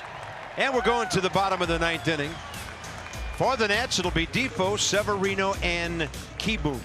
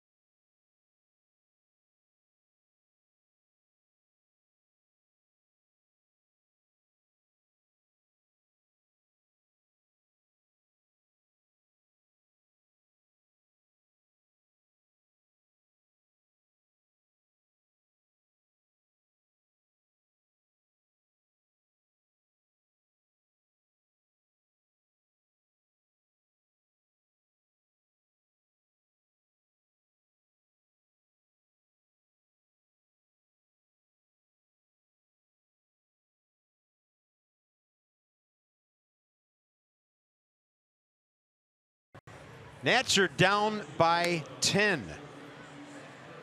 This is left-hander Zach Curtis, 25 years of age, from Panama Beach, Florida. Originally drafted by the Diamondbacks in the 6th round in 14 out of Middle Tennessee State. Went on to Seattle in the Gene Segura deal. And then the Phillies picked him up on waivers last September 11th. Seattle had left him exposed in that month, and they picked him up. And so for Zach Curtis, 5th appearance of the year, 5 hits, couple of runs, and 5 1/3 so far. Not good on the control, 7 walks over that time with 5 strikeouts.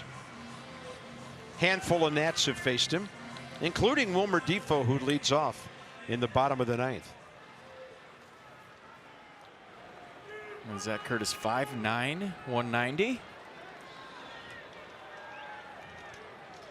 Fastball, slider change. I've been really into how tall guys are this year. You noticed? I never looked before. Now I'm starting to look, because from up here, everybody looks like they're 3'6". Yeah. Well, it's the new prototype, of course, for pitchers these days.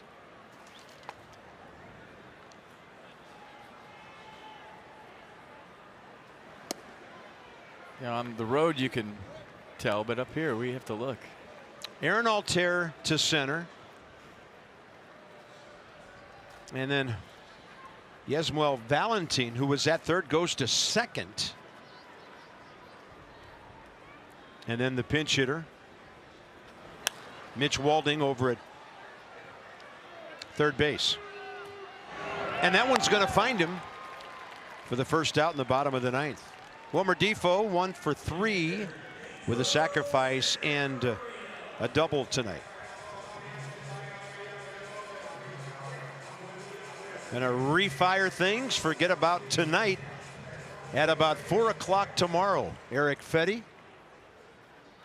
Nats Extra at 3:30. We'll join you at 4, and then first pitch from Eric Fetty at 4:05 against the Phils tomorrow.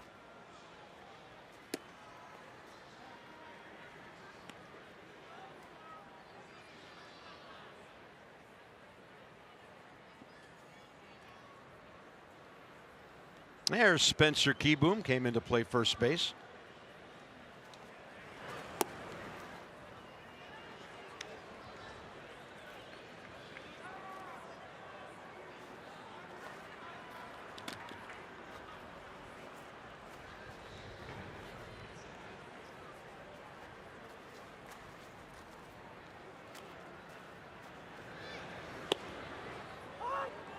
Two balls, one strike to Severino. Pedro needs a feel-good hit right here.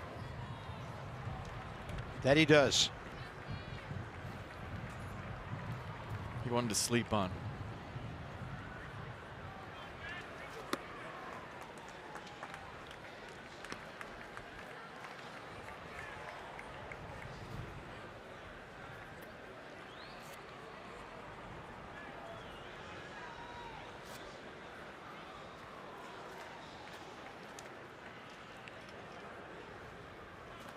And that's Severino reaching and fouling one.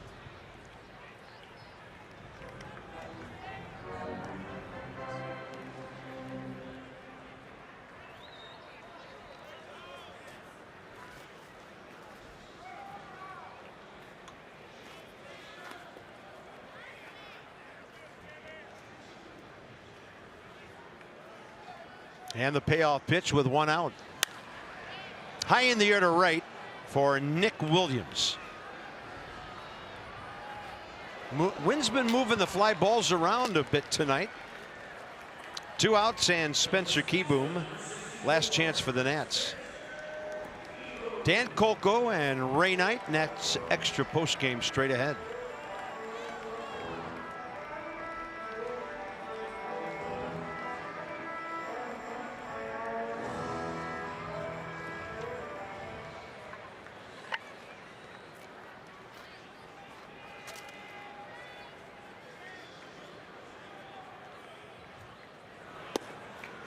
Good heater low in the zone to get ahead.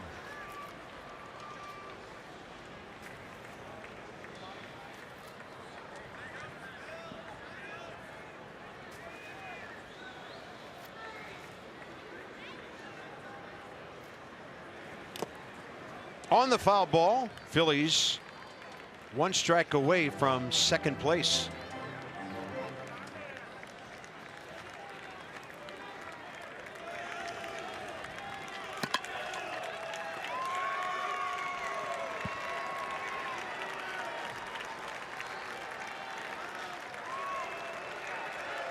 And the 0-2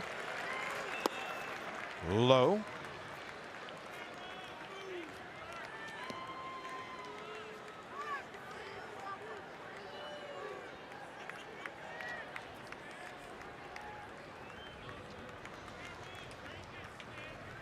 Nats started the night 40-33. That'll be the Phillies record. Nats will be 1 loss, 1 half game behind them at 40-34. Here's a 1-2 pitch. And the evening is over at 10:35. 3.5 hours. It was a rough one for the Nats. Out hit in big fashion by the Phillies, 15-8, and outscored 12-2. First of 3 games with the Phils. Tomorrow it'll be game 2. Eric Fetty against Aaron Nola. Nats Extra pregame 3:30. And tonight from Nationals Park, this has been a presentation of Masson. Stay tuned now. Nats Extra postgame straight ahead. Dan and Ray, and as Johnny Holiday might say, they're going to try to make some sense out of this one. So long for just a while.